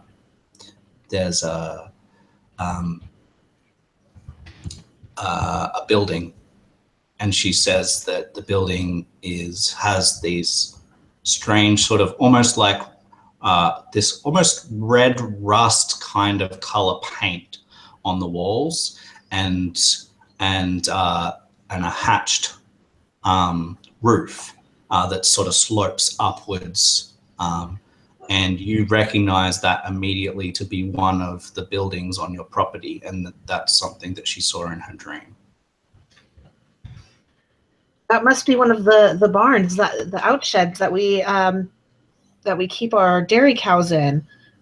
I wonder if it means, like, maybe there's a source there, or is that maybe they're targeting that place? Well, in the dream, it seems to me like it's sort of frightening in a way, because it's just they're drawn to that particular area. Like, they don't go anywhere else. They just keep heading towards that specific shed or barn. So, you know, there's something in there that they really, really want, and I haven't been able to understand it fully. It's like, what's in there that they really, really need? And that's why they're probably getting me most of your livestock, is because they're trying to get to this one thing. Are you hiding any important stuff in there that may be really drawn to them? This lady doesn't trust any of us. Apparently. I trust her, but I just don't trust you. But yeah. Not that I can think of, but my family, I mean, we've been at this place for generations. Perhaps they know something about it that I might not.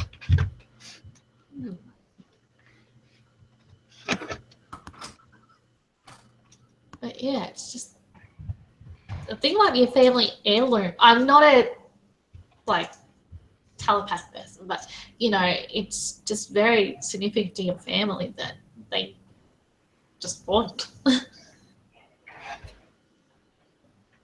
Yeah, Mad can't really think of anything in particular. That's just like where they keep the dairy cows, and it's just another kind of one of their livestock barns. So if anyone has hidden something there, she really wouldn't know about it.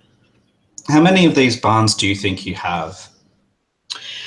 We've got probably five buildings that are kind of spread across the property, but I mean close to the homestead. Yeah, and I'm imagining that while they do occasionally get properly cleaned out, that, you know, because there's so many of them, they're not like very well maintained, right? No, I mean it's not like they would. It's not like they would strip them out and you know, really inspect the area. We Yeah, do. they've got no reason to, right? Yeah, we do stockpile our hay every year. So, you know, within the last year or something, if someone had hidden something there, that could have been a possibility. Yeah, and they've all got a storage on the upper level as well. On the loft. Yeah, it's storage like on the a upper loft. levels. There's a cellar to one of them. You know, there's a couple of like root cellars, and then you know, one that is underground enough that it would be safe against the elements if, you know, a storm were to come through. Yeah. So and these lofts, you know, you basically would hardly ever go up there. So it'd be possible that there's something or someone there, but I don't know whether you would immediately think of that. But just sort of putting it out there that this is a possibility.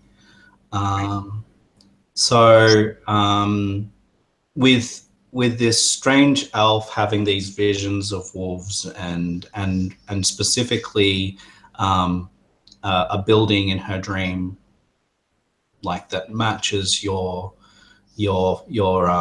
homestead, and the fact that you guys are going after these wolves anyway.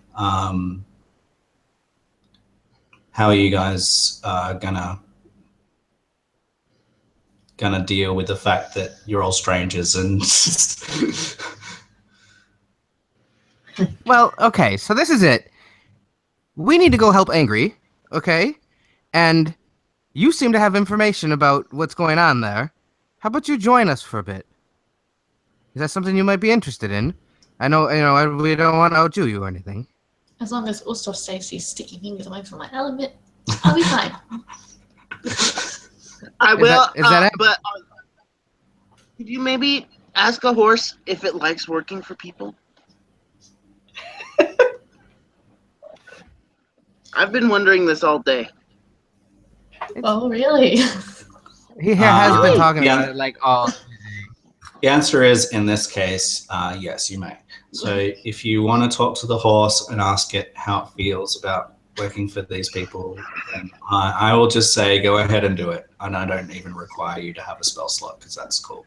Yeah. All right, rule of cool. All right. So you will you do that for him in that case? Because he's asked you the one favor. Okay. All right. Yeah. And so you ask the horse, what specifically do you want to know? If they enjoy working with people? Yeah, did they mind when people put the things on them and make them go? Okay. You mean the saddle and the reins? Yeah. So the horse Yeah, the horse communicates back to you and says, "I don't know any different. That's been my life. Yeah. I've seen other horses and they've been free, and sometimes I wonder what that's like. But my master's good to me and feeds me sugar cubes sometimes, and they're really tasty. And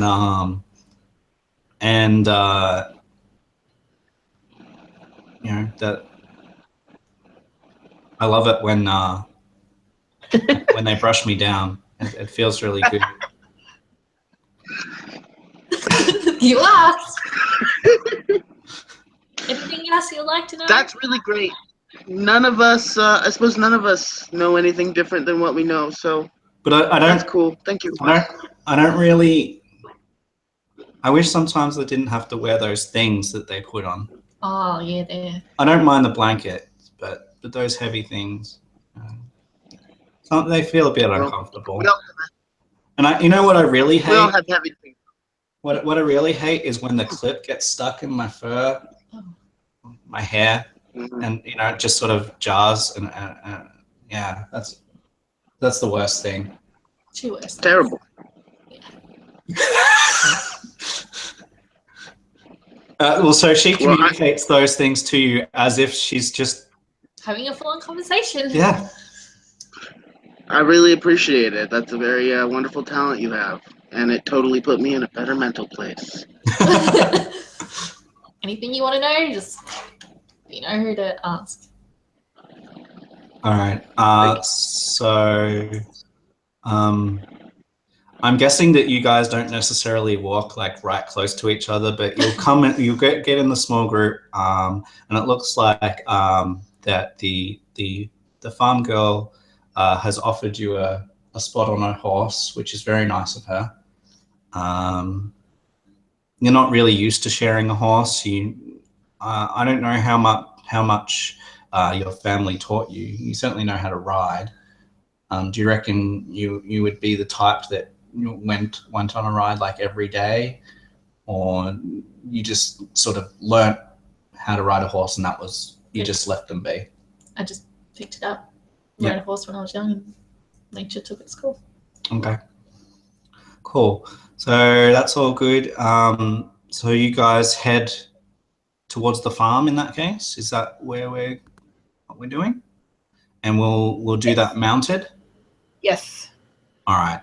So mounted, it'll take like a quarter of the time if you go at a reasonable pace, or half if you let them relax a little bit. So it's up to you guys. So you can take half the time, and it's an easy trek for the horses, or you can push them a little bit, and it'll take a quarter of the time, and then they can rest. So what is the group consensus on how quickly you want to get there?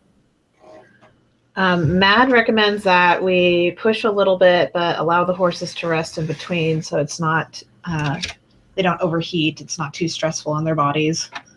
All right. Sure. So you can do that. So it only takes about 2.5, 3 hours rather than 6. Wonderful. Hang on there, shorty. Just talking to you. Look. What? I said, how are Sorry. you holding up there, shorty? What? I'm not sure. No. I'm not sure. Look. Right. Are you talking to me? Yes, you. Oh. It's kind of rude. Well, you call Mad angry. He is little. She's got a name that sounds like really. You know, angry and mad. They're kind of the same word. It's a joke. Have you never Yeah, met? I know. I've Yeah. met you before, little girl. You not know? I mean, and you met gnomes before, right? We're a bit jokey. Yes, I have met some strange gnomes in my travels. Every gnome that you've ever met in your life has been so overbearingly jokey that it's really annoying. It's like, Yeah. So it's okay. But so why I mean, you asked me some. I'm a little bit confused. Why are you here without your parents? because I'm a I've grown never seen you woman. without your parents before, or any guard when you came that one time to look something for your father. You don't even remember. But you had 3 guards with you that day. She was just a kid. She I doesn't don't remember. know. Yeah, I'm not so little anymore. but that doesn't answer that. Like, why are you here without your parents? I wanted. Oh God, you know, put me on the spot. The woman just travel on her own these days. Oh, I'm gonna do that a lot. Sorry.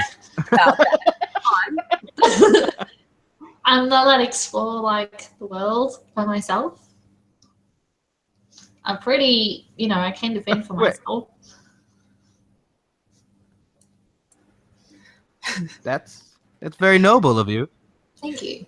And he makes that. I mean, it was meant to be a pun. Yes. You know what I mean? Like, thank you, please. Unbelievable.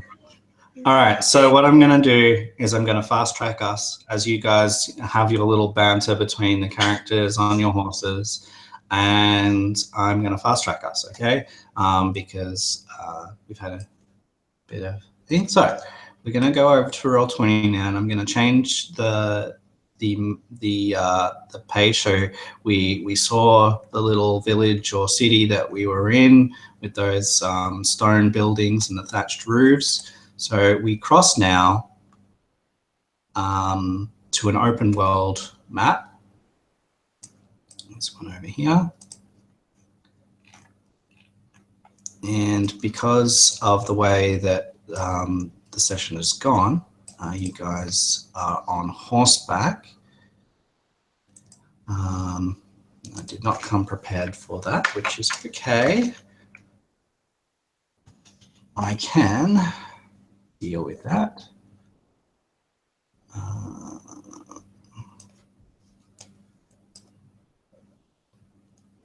Now the map will be dark for you guys at this stage, and I'll show you the area real quick. And I'm just going to like put a picture of a horse there to represent that we're all on horseback. All right. You can't fight with them, but I'm just gonna put that down here, and I will reveal the area to you guys. So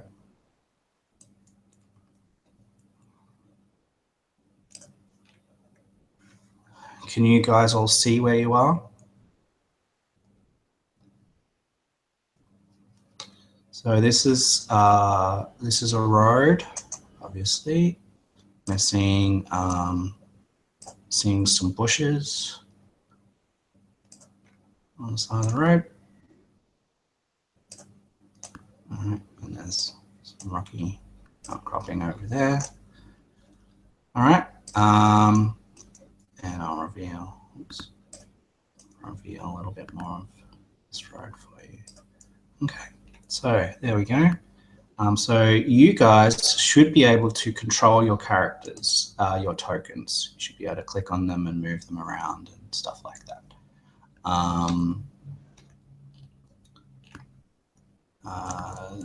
Is everyone able to do that? Just let me know if you can do that. Mary, please. God. Mary, that's so annoying. Don't do it anymore, please. So is everyone able to do that? Yeah. Yep. Yeah, I'm good to go. All right. Cool. So this is what you guys see, and you're hearing at this point. Some growling, and someone sort of in distress, saying, "Get away from me!" And some barking, maybe some howling, coming from further up the road. And so I'm going to reveal the map now, but I'll just I'll show you what's going on. But realize that you've only got a certain amount of vision as well. All right, so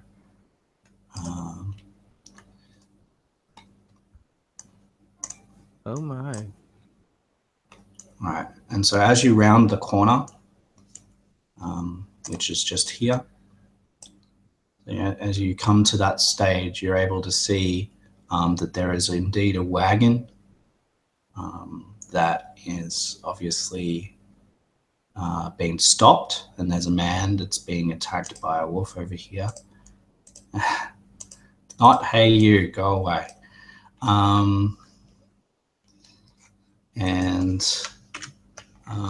And yes, it is the same token, just shh. And and it's clear that there's an injured horse that's being attacked by a wolf. So very quickly, is there anything immediately other than going to initiative that you guys want to say quickly before you jump off your horses? Basically, I'm going to make you jump off your horses because you cannot fight with them. Looks like the wolves on my train. Yes, it does. They look very vicious, and they look like they're mauling that man over there. I'd like to draw my weapon, I guess. Obviously. Yeah, we must help them. Yeah, quick, guys, we need to help that person. Okay, so you all Livy's letting off and cocking a bolt into her hand crossbow. Yep, so you all jump to readiness. Now, did you want to roll your dice, or do you want to click on your... Yeah, click on it.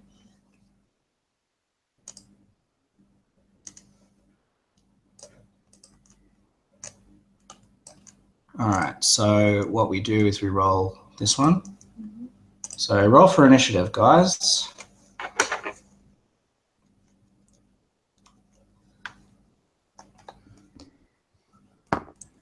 That was a terrible time for that.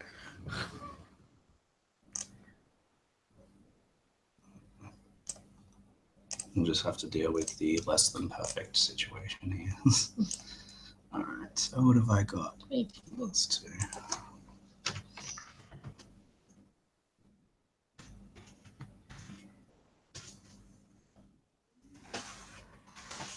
Okay, so we've got I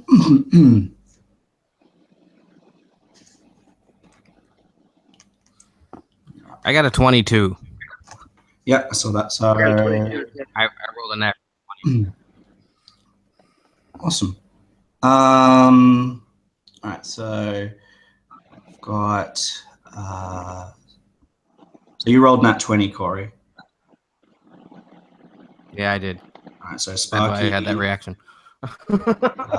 Sparky's first, then Usta's just going to record the order of this, and then it looks like Wanda is next, and I always put players before enemies, generally. So we've got Livy, Wolves, and finally Madalena. All right, so Sparky, go ahead.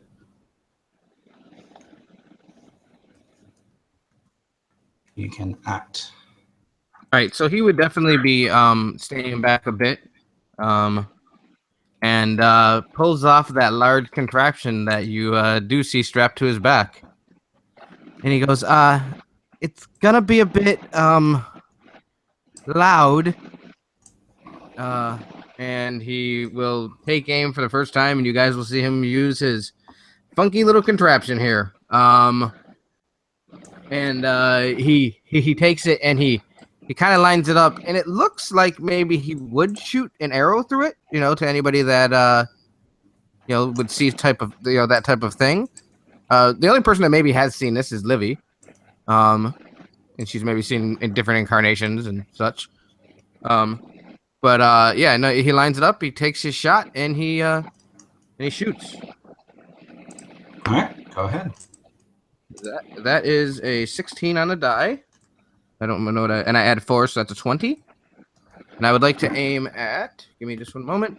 I'd like to aim at this wolf here that is attacking the man. Okay. Well, you. And I'm not going to move much further than he is on the map. He's going to be quite far back. I can shoot 150 yards. You know what I mean? So it's not. It's really far. Mm-hmm. So he is in cover, but you hit him. Okay. 2d6 plus 2. Plus 2 is 11 damage. All right. And then as a bonus action, I will reload. Okay. And he would like to move. Let me do it. Come on, silly. There we go. And he's going to move over here so he gets some cover, like over in this area. But it looks like he's probably still. Let me see. So describe how. But I still have line of sight on the target there. It shouldn't be an issue to be able to still shoot it. Describe the sound and describe how the creature instantly falls dead.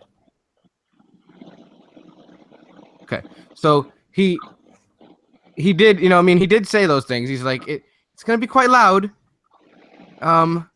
Sorry, and it sounds to anybody that's never heard such a thing before as maybe a lightning crack. You know what I mean? Like, it's the only maybe way you could explain it, or maybe you've seen somebody use magic that was explosive. It sounds like an explosion a bit, but if you've never had any, experience to that, it would probably sound mostly to like a lightning crack to you. And when he shoots it, he like I said, he lines it up. It looks very much like a rifle, for the most part. And he gets it lined up, and he goes, "Oh, I'm sorry." And he takes the shot, and you see the bullet, and it goes, and it hits it right in its snout, blows the back of the head off, and it goes goes all over the man, and it just makes it last and hits the ground. All right. So you guys can react to that how you feel that your character might. Next we have Ostaz. He breaks out cackling at the, out of joy at the explosion. And he rushes over to the dude to try and help him. All right. But I guess I can only move 6 spaces, so, yeah. Sure. Yeah, so you can, you can be beside him, that's okay. All right. Yeah, I'd like to check out his wounds. All right, make me a medicine check. Right.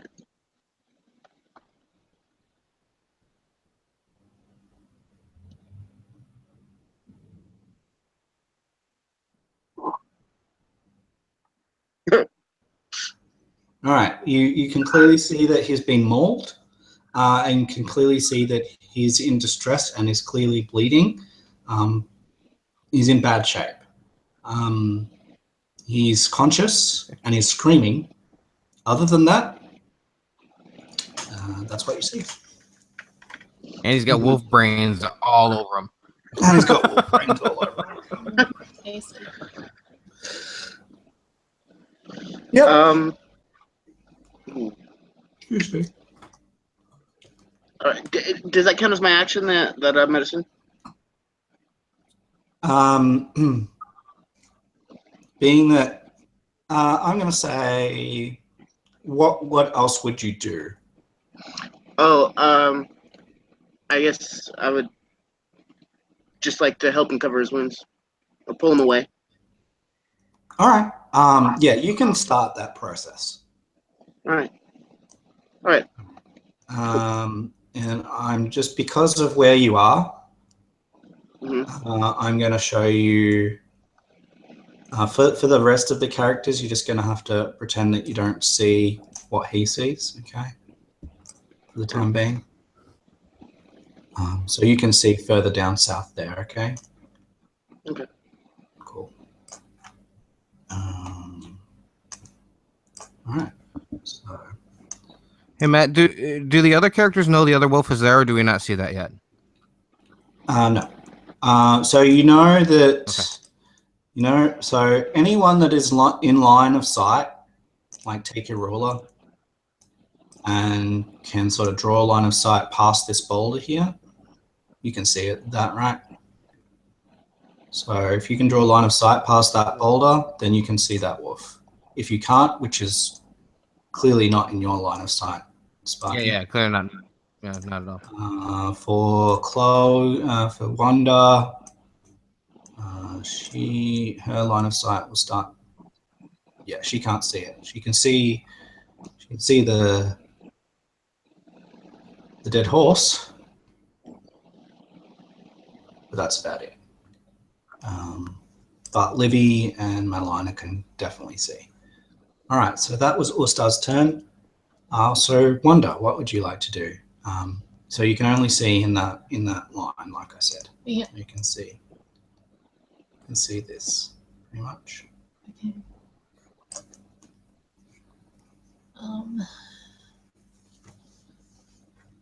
So I can't see him, You can't see the wolf. but I can only see. Yeah. Okay. So is the You horse? could move first. Yeah, you can move, and then you'll be able to see. Yeah, I'll move. Yeah. All right, so pretty much you've got 30 feet, so you can move anywhere up to this square here. Yep. Okay. So they're fine. Yep. All right, so. And then I'll see if I can take a shot. All right. Yeah. Sure. So we go over to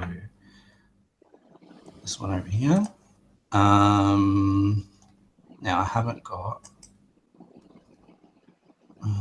So it was a bow, wasn't it? Yeah.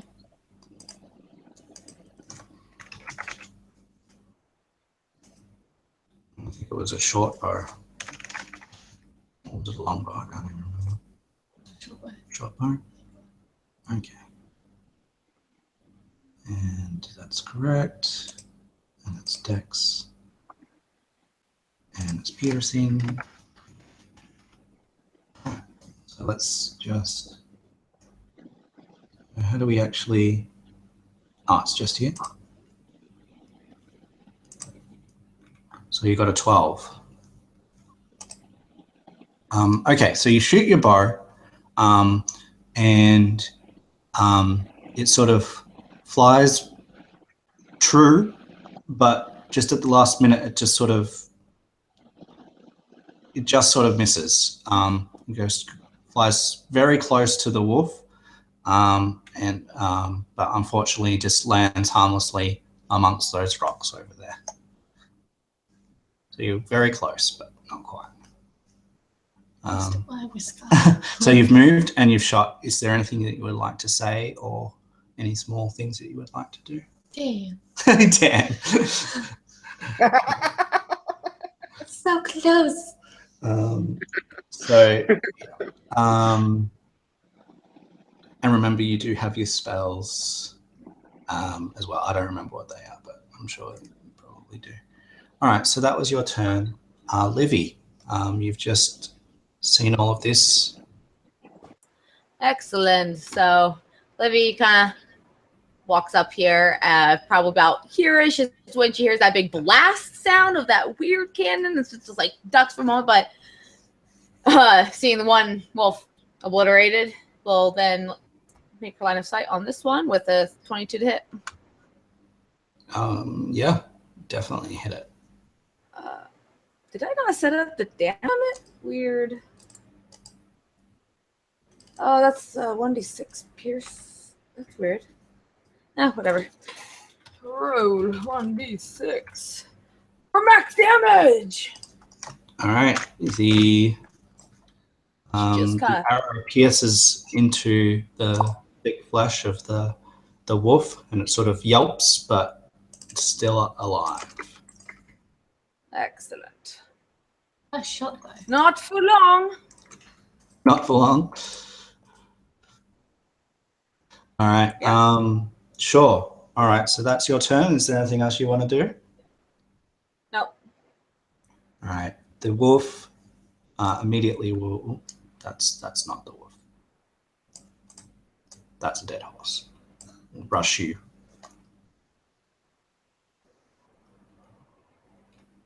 And this one comes running around as well. To Oh, here. snaps. Okay, so they've got pack tactics. Oh, lovely. So they've both got advantage. 15. Both got advantage on their attack Really bad rolls. for Ones. Snake eyes. So we've got. So this is the first one. So that's the first roll, and the second roll is 10 going to hit you? Nope.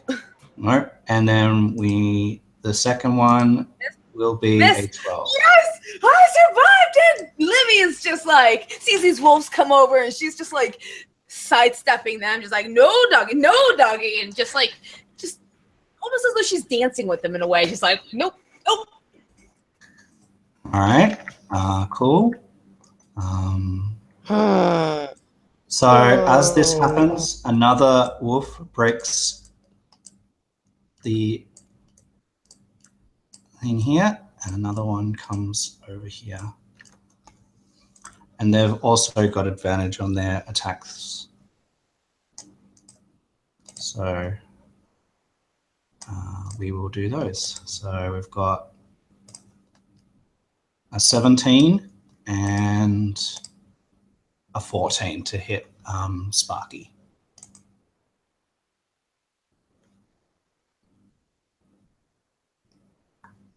So Zook. Actually, they both hit. They both hit. They're yeah. 14 is my AC. Okay. All right. So this is going to You're gonna hurt. see a little dead gnome here in a second, guys. All right. So they both hit. All right. All right. So the first one does 5 points of piercing damage to you. And the second one does 6 points of piercing damage to you. Which is exactly his HP. Okay. So to everyone there, you turn around and you see Sparky cry out, and he is on the ground with two wolves. Sparky! We're coming. Okay. Mads, help Sparky. You two want to. I got these two.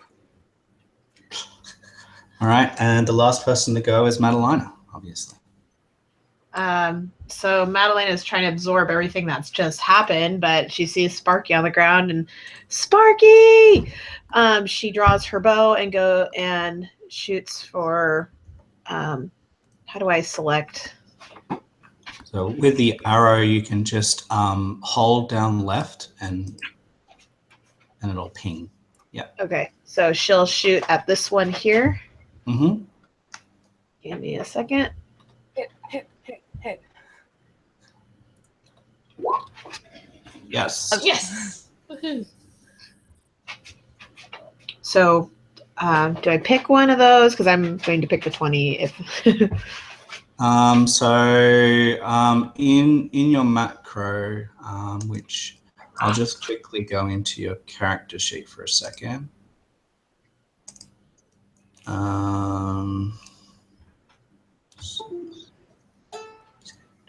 Yep. Whoops. All right. So why?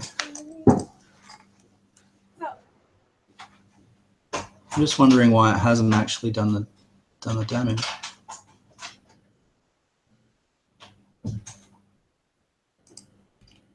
Oh, now it is. Okay. I'm just trying to figure out this new character. I haven't worked with this character sheet before.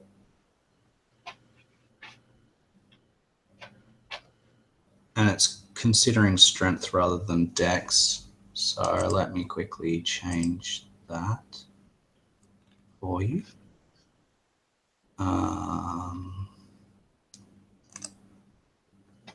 So 1d8. So it's dex.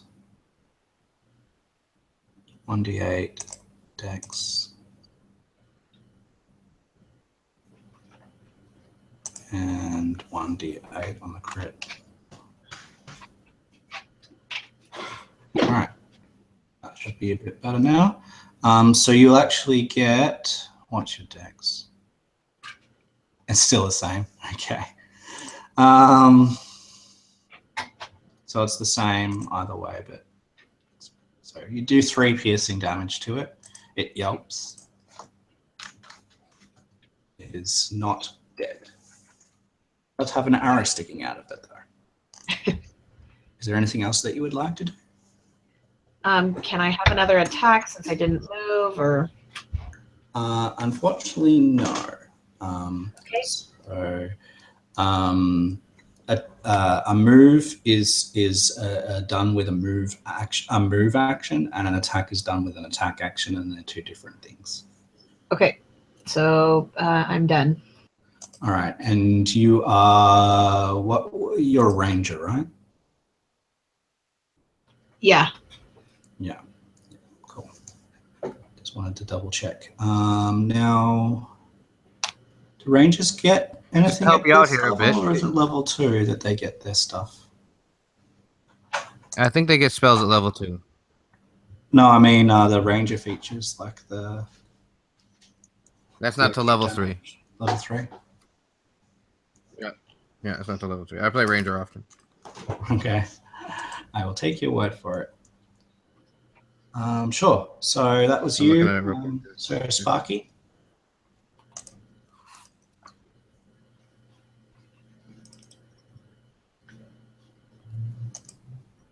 Please don't die, Sparky. Yeah, I'll need you to roll a death save. Now the question here is, I guess, who did you take as your favorite enemy? Graham.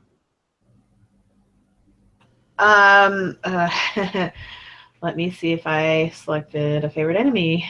I don't think I did. Not that it would make tons of difference, but you know, I mean, it's. I imagine it's going to be You would beasts, though. Like being a farmer, that's all you've probably fought. Would make more sense. Right. Yeah, I didn't select one, so but yeah, it would make sense to me to, animals. Right, and being that yeah, I got the save. You got the save. Cool. So no, wait, I mean, I rolled it. I rolled it. Do you want me to tell you what it is right now, or do you want me to just play it off as it goes? Well, yeah. What is it? Not favorable. Not favorable. Not good, sir. All right, cool. So you're still for a second. You're still on the ground, not looking terribly great. Did you choose the vanilla ranger or the better ranger? I chose the vanilla ranger. Okay. Cool. I think that we're all good. I like vanilla. So that's Sparky's turn. All-Stars. Vanilla. Sorry, my the window got separated into 2 windows. I have to keep clicking back. You're okay. All right. I have like 700 open. Not quite, but.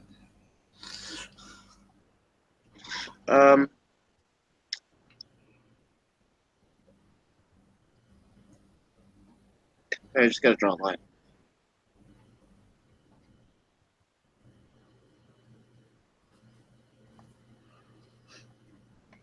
I'd like to run over here. Yep. And let's see. I wanna hit the wolf above me.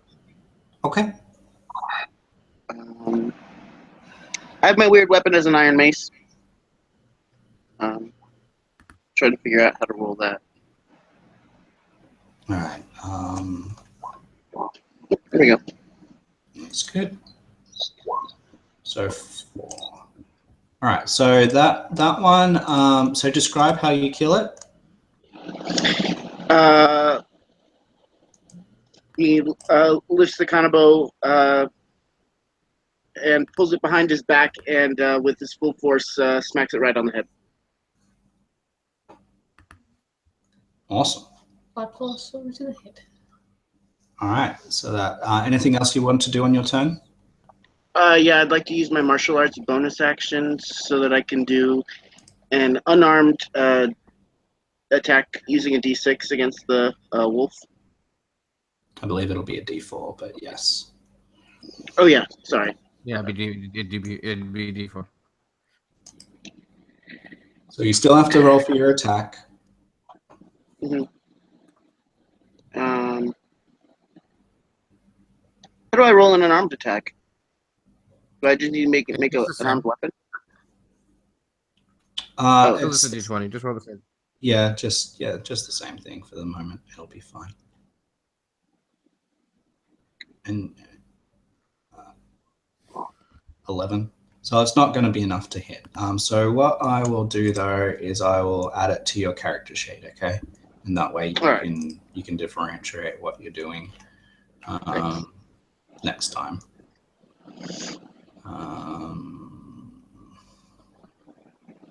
Yeah. So will you use strength or dexterity for your unarmed strike? I'm guessing dexterity. Yeah. Yeah. All right, it'll be 1d4. And dexterous. All right. All right. So that should now be there as an option as well. Okay. All right. Thanks. You're welcome. Cool. So we've done that. So Wanda, what is your next thing to do? I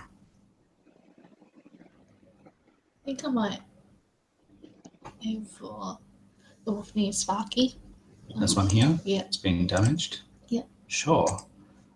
So we go into...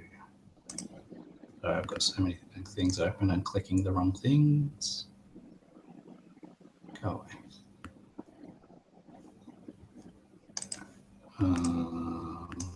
This is your character sheet over here. So we shoot your bow.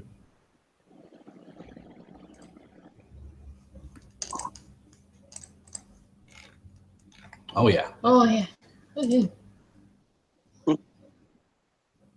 0. That's not right. How did I get that? No. Oh, just because I haven't.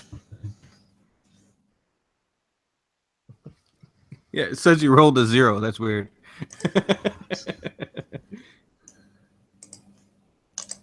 We know that you hit, so I'm just gonna. Yeah, there we go. You're gonna do 6 points of damage. That's better.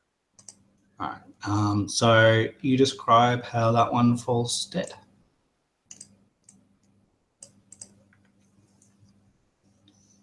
Leave Sparky alone. You describe it. It was a bloody mess. You shot your arrow and it was a bloody mess. Yeah. All right. Satisfaction. Yeehaw. Sure thing. Is that what you're going to like? Are you going to say yeehaw? No, I'm not saying no. That's hilarious. She's on day release. Sorry about that. Is there anything that she says in character when she actually gets the killing blow?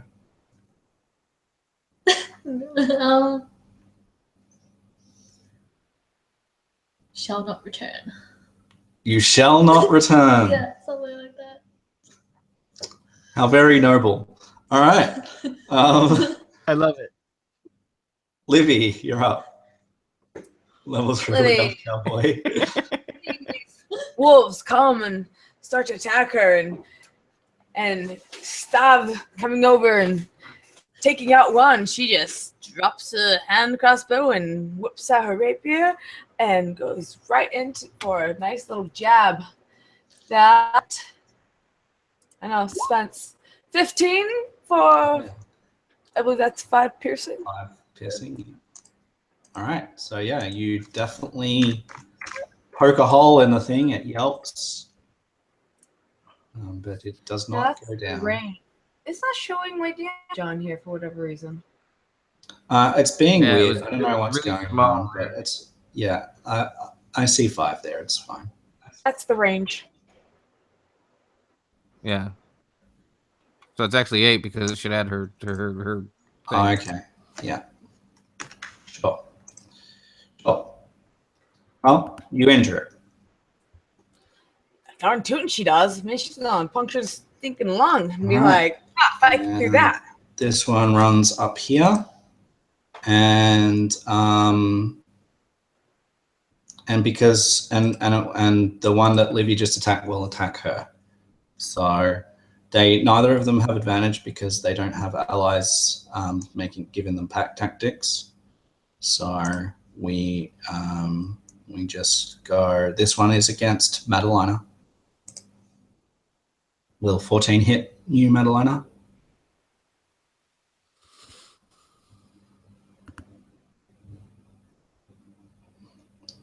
I'll give you a second there.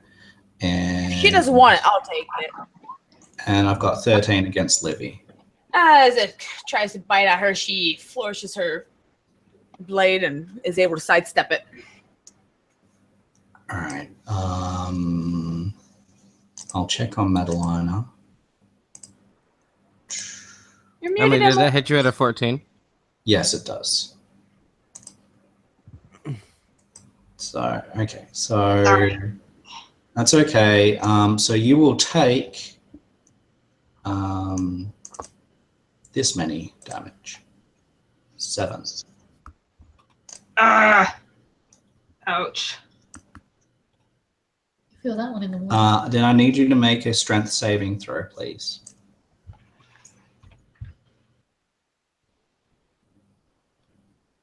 Open up my sheet here. So do I just click on strength or? That's correct. Yes. Oh yeah. So you feel the bite and you can feel yourself go weak at the knees, but you manage to not fall over. So they've got a feature that they can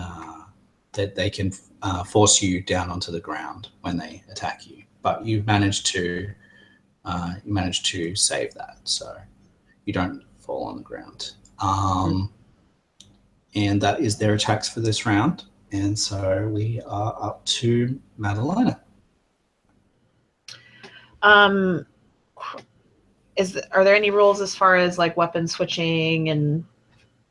There is, but we're not overly concerned about it today. Okay. Or for any sessions that we do, like rule of cool is okay by me, unless you're switching weapons 5 times in combat. Like, we're not going to do that, okay? But Okay. if it's just like you just want to put your ranged weapon away and grab a melee weapon for the sake of being fun and because this is just a fun game, you can do it. Okay. So she's gonna pull out her heavy mace and take a swing at the wolf. Unfortunately, that's not quite enough. And she As cries. the pain of the wound is just making you feel weak, and you try and strike the creature, and it sort of ducks its head, and unfortunately, your mace just runs through the air inches away. Now, did you want to try and move away, or if you do, there will be an attack of opportunity, but perhaps your character tries that anyway?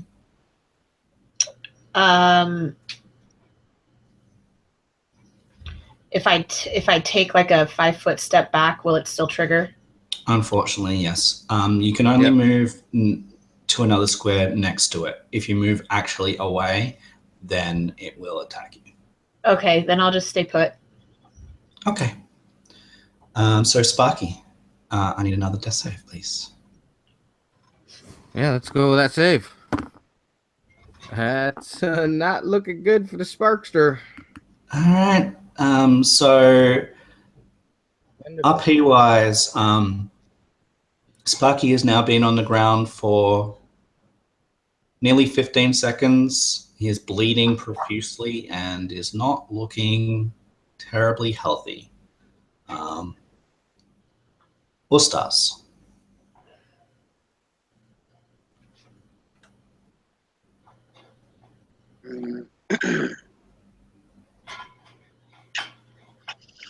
I guess I'm gonna strike the wolf right in front of me. Sounds like a good solid plan.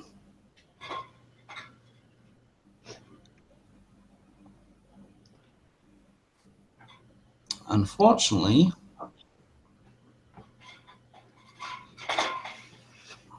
these wolves seem to be very nimble. You try to strike at it, but Even with a punctured lung, goodness gracious. try to strike at it, but it's sort of moving around as you strike and just accidentally miss. So did you want to do any movement or anything else on your turn? Is my martial arts only on a successful attack? No, you can do it even on an unsuccessful attack. As long as you've taken the attack action, that's Okay. what it is. So Okay, yes, I'm gonna you may- try for that. Yeah, absolutely. Oh yeah, you definitely land that blow. And you will take that wolf down. So you just, is that a punch or a kick? You describe how that happens. Oh, I punched it right in the eye and it popped out.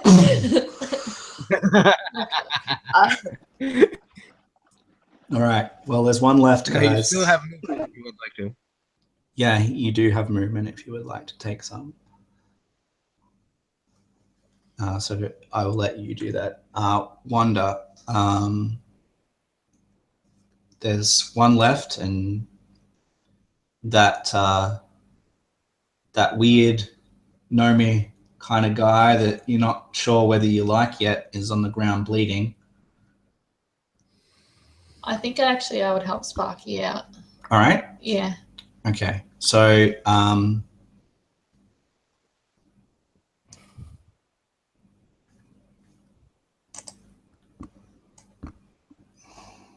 what you could actually do is if you actually move down this way, you're actually not going to move away from the creature if you end up in this square here. Yeah. So you can actually move to there. If you don't want to be next to it, it's too hard because I don't think there's enough. Let's see. 1, so 5, 10, 15, 20. 4, 5. You could end up here. Yeah, she can move here. Yeah, so we'll do that. Mhm. And do you want to cast a heal on? Yeah, I'll cast On a him? heal on him. All right. So we're just gonna.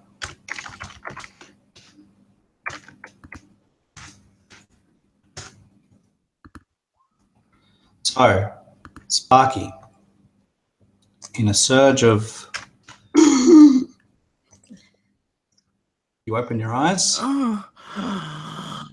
and you see the vision of a noble elf. Whoa. Who and her hands on your chest, having just brought you back to life.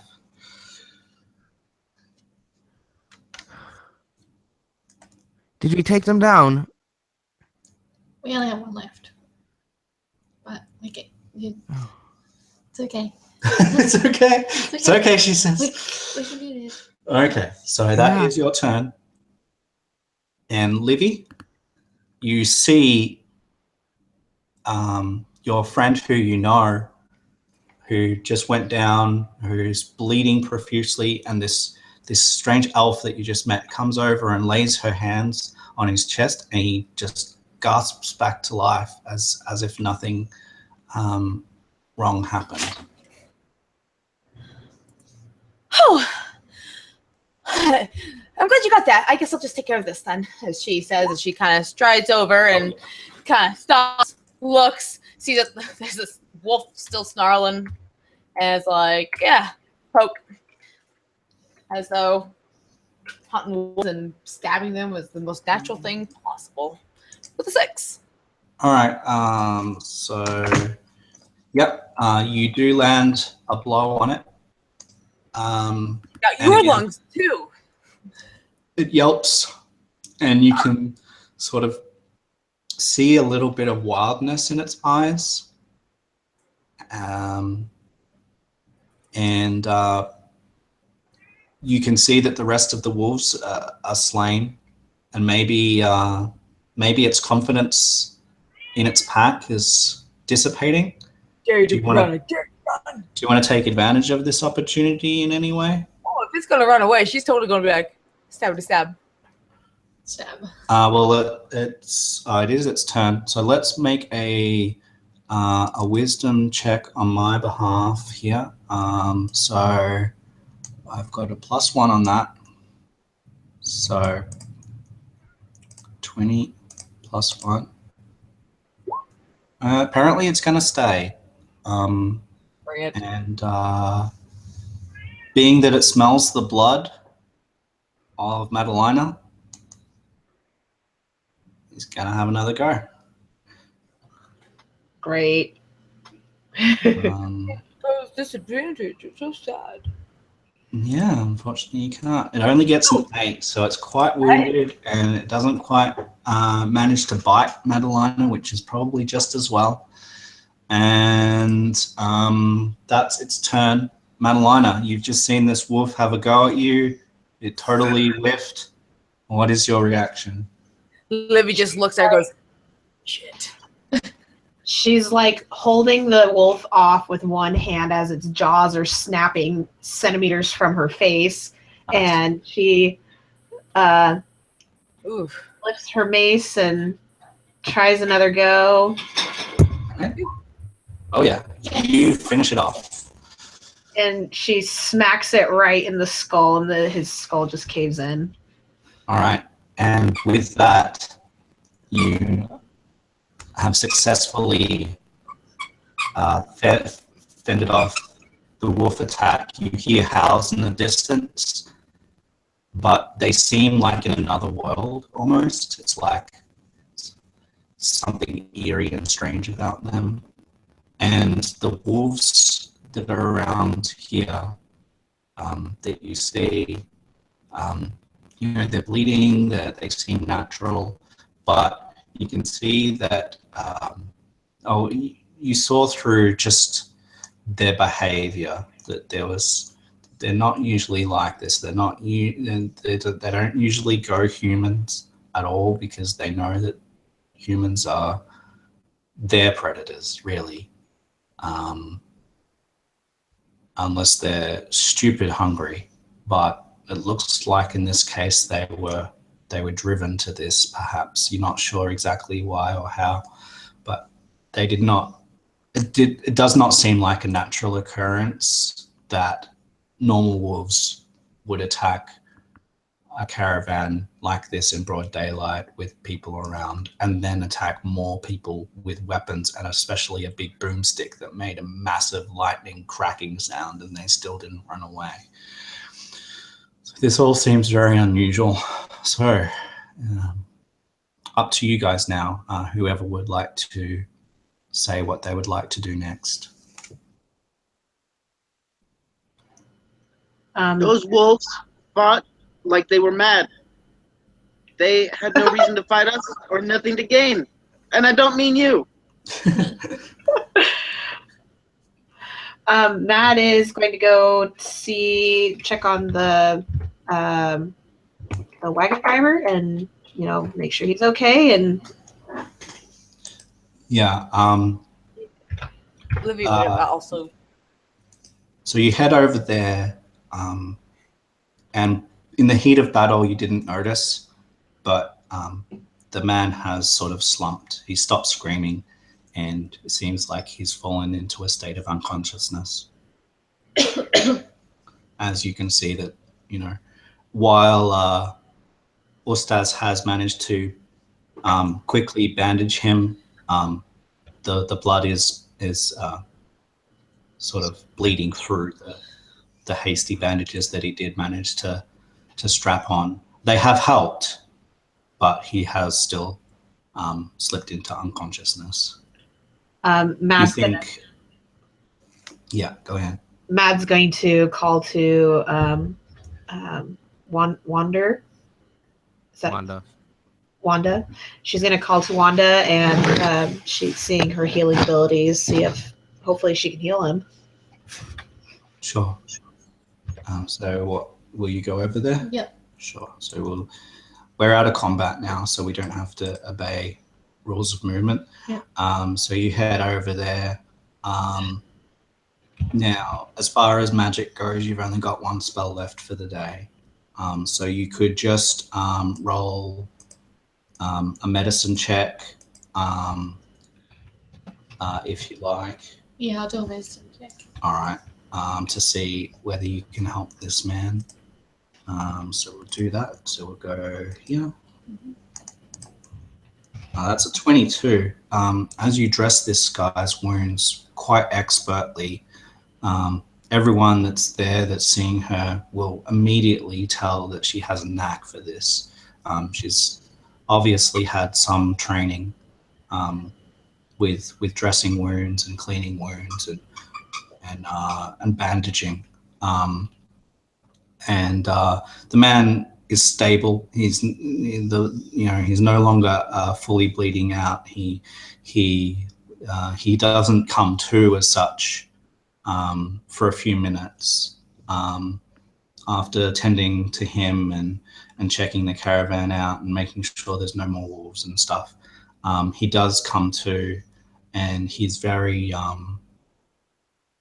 his throat is coarse and he's struggling to speak. But he does manage to get a word out. And the word that he says is Fangleroot. And then he slips into unconsciousness again. And anyone that has knowledge in nature may roll a nature check on that. And I think that you do. Yeah. If I remember correctly. No, we don't have training. Oh. Okay. Yeah, it was because you're a noble. Yeah. Does anyone have training in nature? Nope. Okay. I have training in war, history. Yeah, all right. You could roll with disadvantage. 10. 10? That's all right. With a 10, something rings a bell. You've heard this name. You believe that you read it in a book about herbs, and you think maybe it's a herb. You don't really remember anything about it. You just think, I've heard that, and I think that I read that in a book about herbs. I think my grandpa once has a recipe book, and his favorite tea has Fangleroot. But I'm wrong. Oh, I should write a correspondence. I really should know. All right, so being the gnome that he is, Sparky's gonna go look in his wagon.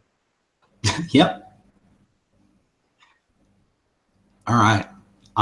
So you find all manner of magical tools.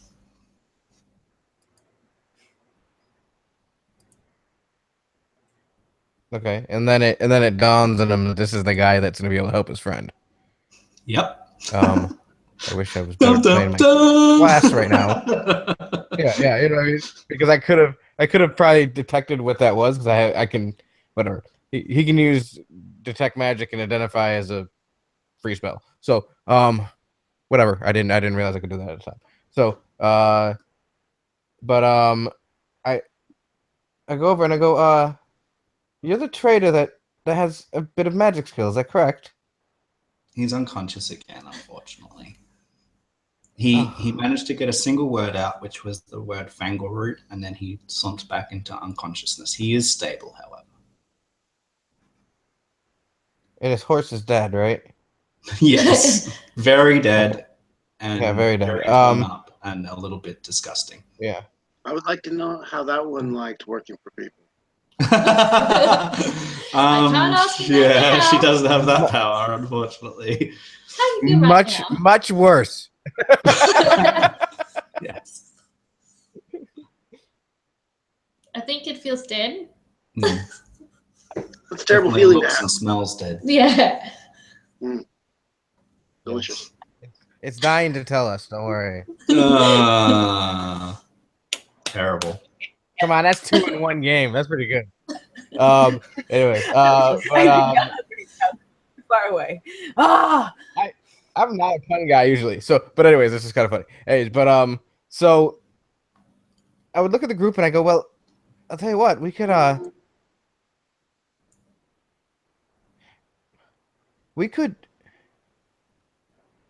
he's torn.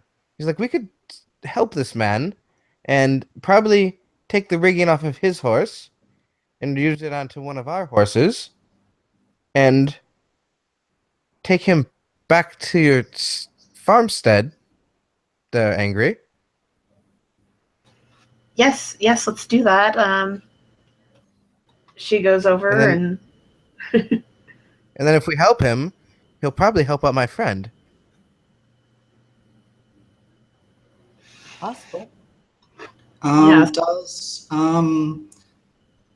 Does Madalina have what intelligence skills, if any, does Madalina have? Or does she have survival? She has. No, she does not have survival. All right. Any intelligence skills at all? None that she is trained in. All right. So you're able to get this guy into the wagon, and obviously use your horses to and you know, get them to pull the wagon. That's not necessarily something that these horses are all that skilled in. They're riding horses, but they can do it, and they will. I'm not going to require a check for it. You just notice that, you know, they're not quite sure about what's going on. So Right. someone will need to ride them in order to have that happen. How far away from your home? They're mad. It's about an hour. So Madalena is going to take the driver's seat to try and help guide the horses because she's got more experience driving. Emily? Mom! So I heard my mother's voice. yeah, that's funny. So certainly Zook will jump back on his pony and follow along. All right. Sure. We well, did you guys take the can man make it- with us, right? Yeah. We didn't say so. Yeah, he said that I managed Yeah, to he's get in him the in the wagon. Yep. So Okay, that's cool. fine. So you make it back to the homestead, and obviously your family will immediately come to his aid and your own aid. And would you mention to them, knowing that they are a little bit more knowledgeable than you are about perhaps local herbs and things? Most of your knowledge is on the farm, but your family might know a little bit more. Would you mention the name of this herb to them? Absolutely. So there is an herb that's called tamawort. Fangle root. Or what? What? Sorry. Fangle root. I'm sorry. So she goes to her mom, who she seems to be kind of more of the medicinal person of the family, and tells her about, have you heard of this fangle root and what does it do? She will absolutely have heard of it. She says that she hasn't had to use fangle root for a long time, but she says that back when she was just a teenager, that someone on the homestead, it might have been her actually, she was bitten by a snake, and they went and searched for fangle root to nullify the poison. And she says that she believes that there's other uses to it, but it's a medicinal herb. It has healing qualities. Okay.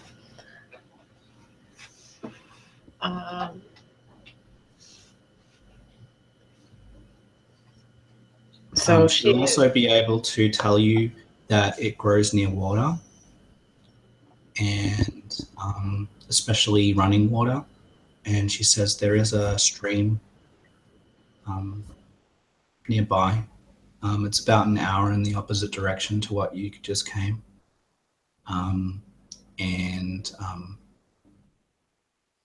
No, Mary. And that's where she remembers them going to get it as a kid. She says she hasn't been down there for a while though.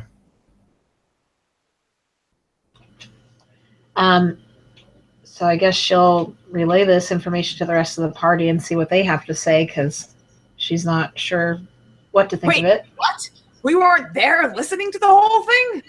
You didn't introduce us to your family? I'm pretty sure you would have. I'm sorry, but if she was strangers. would have taken authority of that and been like, hi! Anyways. I lived underground! All right, so I'll hear from you guys before I go for too much longer. So it's been 3 hours. So this is probably a good spot where we're safe on the farm. You guys can have your wounds tended to, rest for a little bit, and so you can effectively be healed up. You are also, because of your encounter with the wolves and taking this man back to the homestead where he will recover, you guys all will gain a level.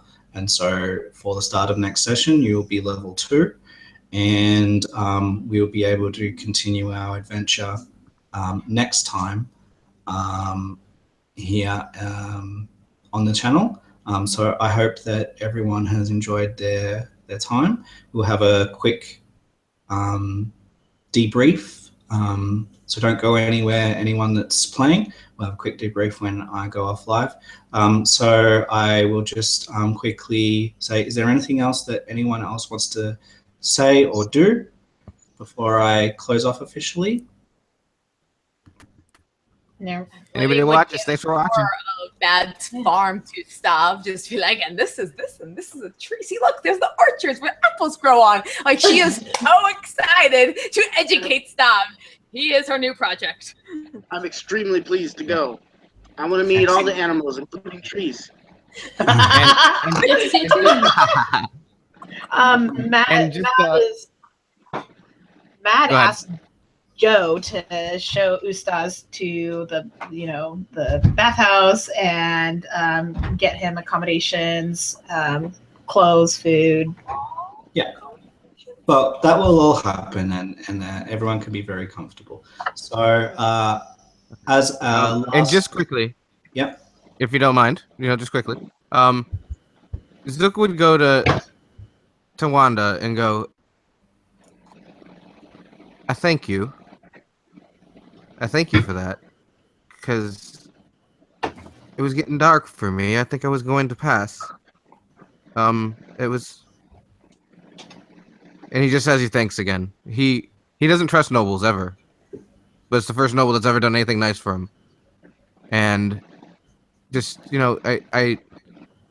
just stutters and such. You've never seen him like this. Him being so close to death, and somebody that was of noble birth to bring him back is maybe changing his mind a little bit. Awesome. So as a last note, I'm just going to thank each and every one of you for playing. So thanks everyone. I've had with me Corey and Emily and Mary and Jordan and Chloe, and I appreciate you all playing, and hopefully you've all had fun, and we'll be back in a couple of weeks for the next little chapter. So thank you all, and see you next time. Thanks for having me. You're welcome. Very fun. And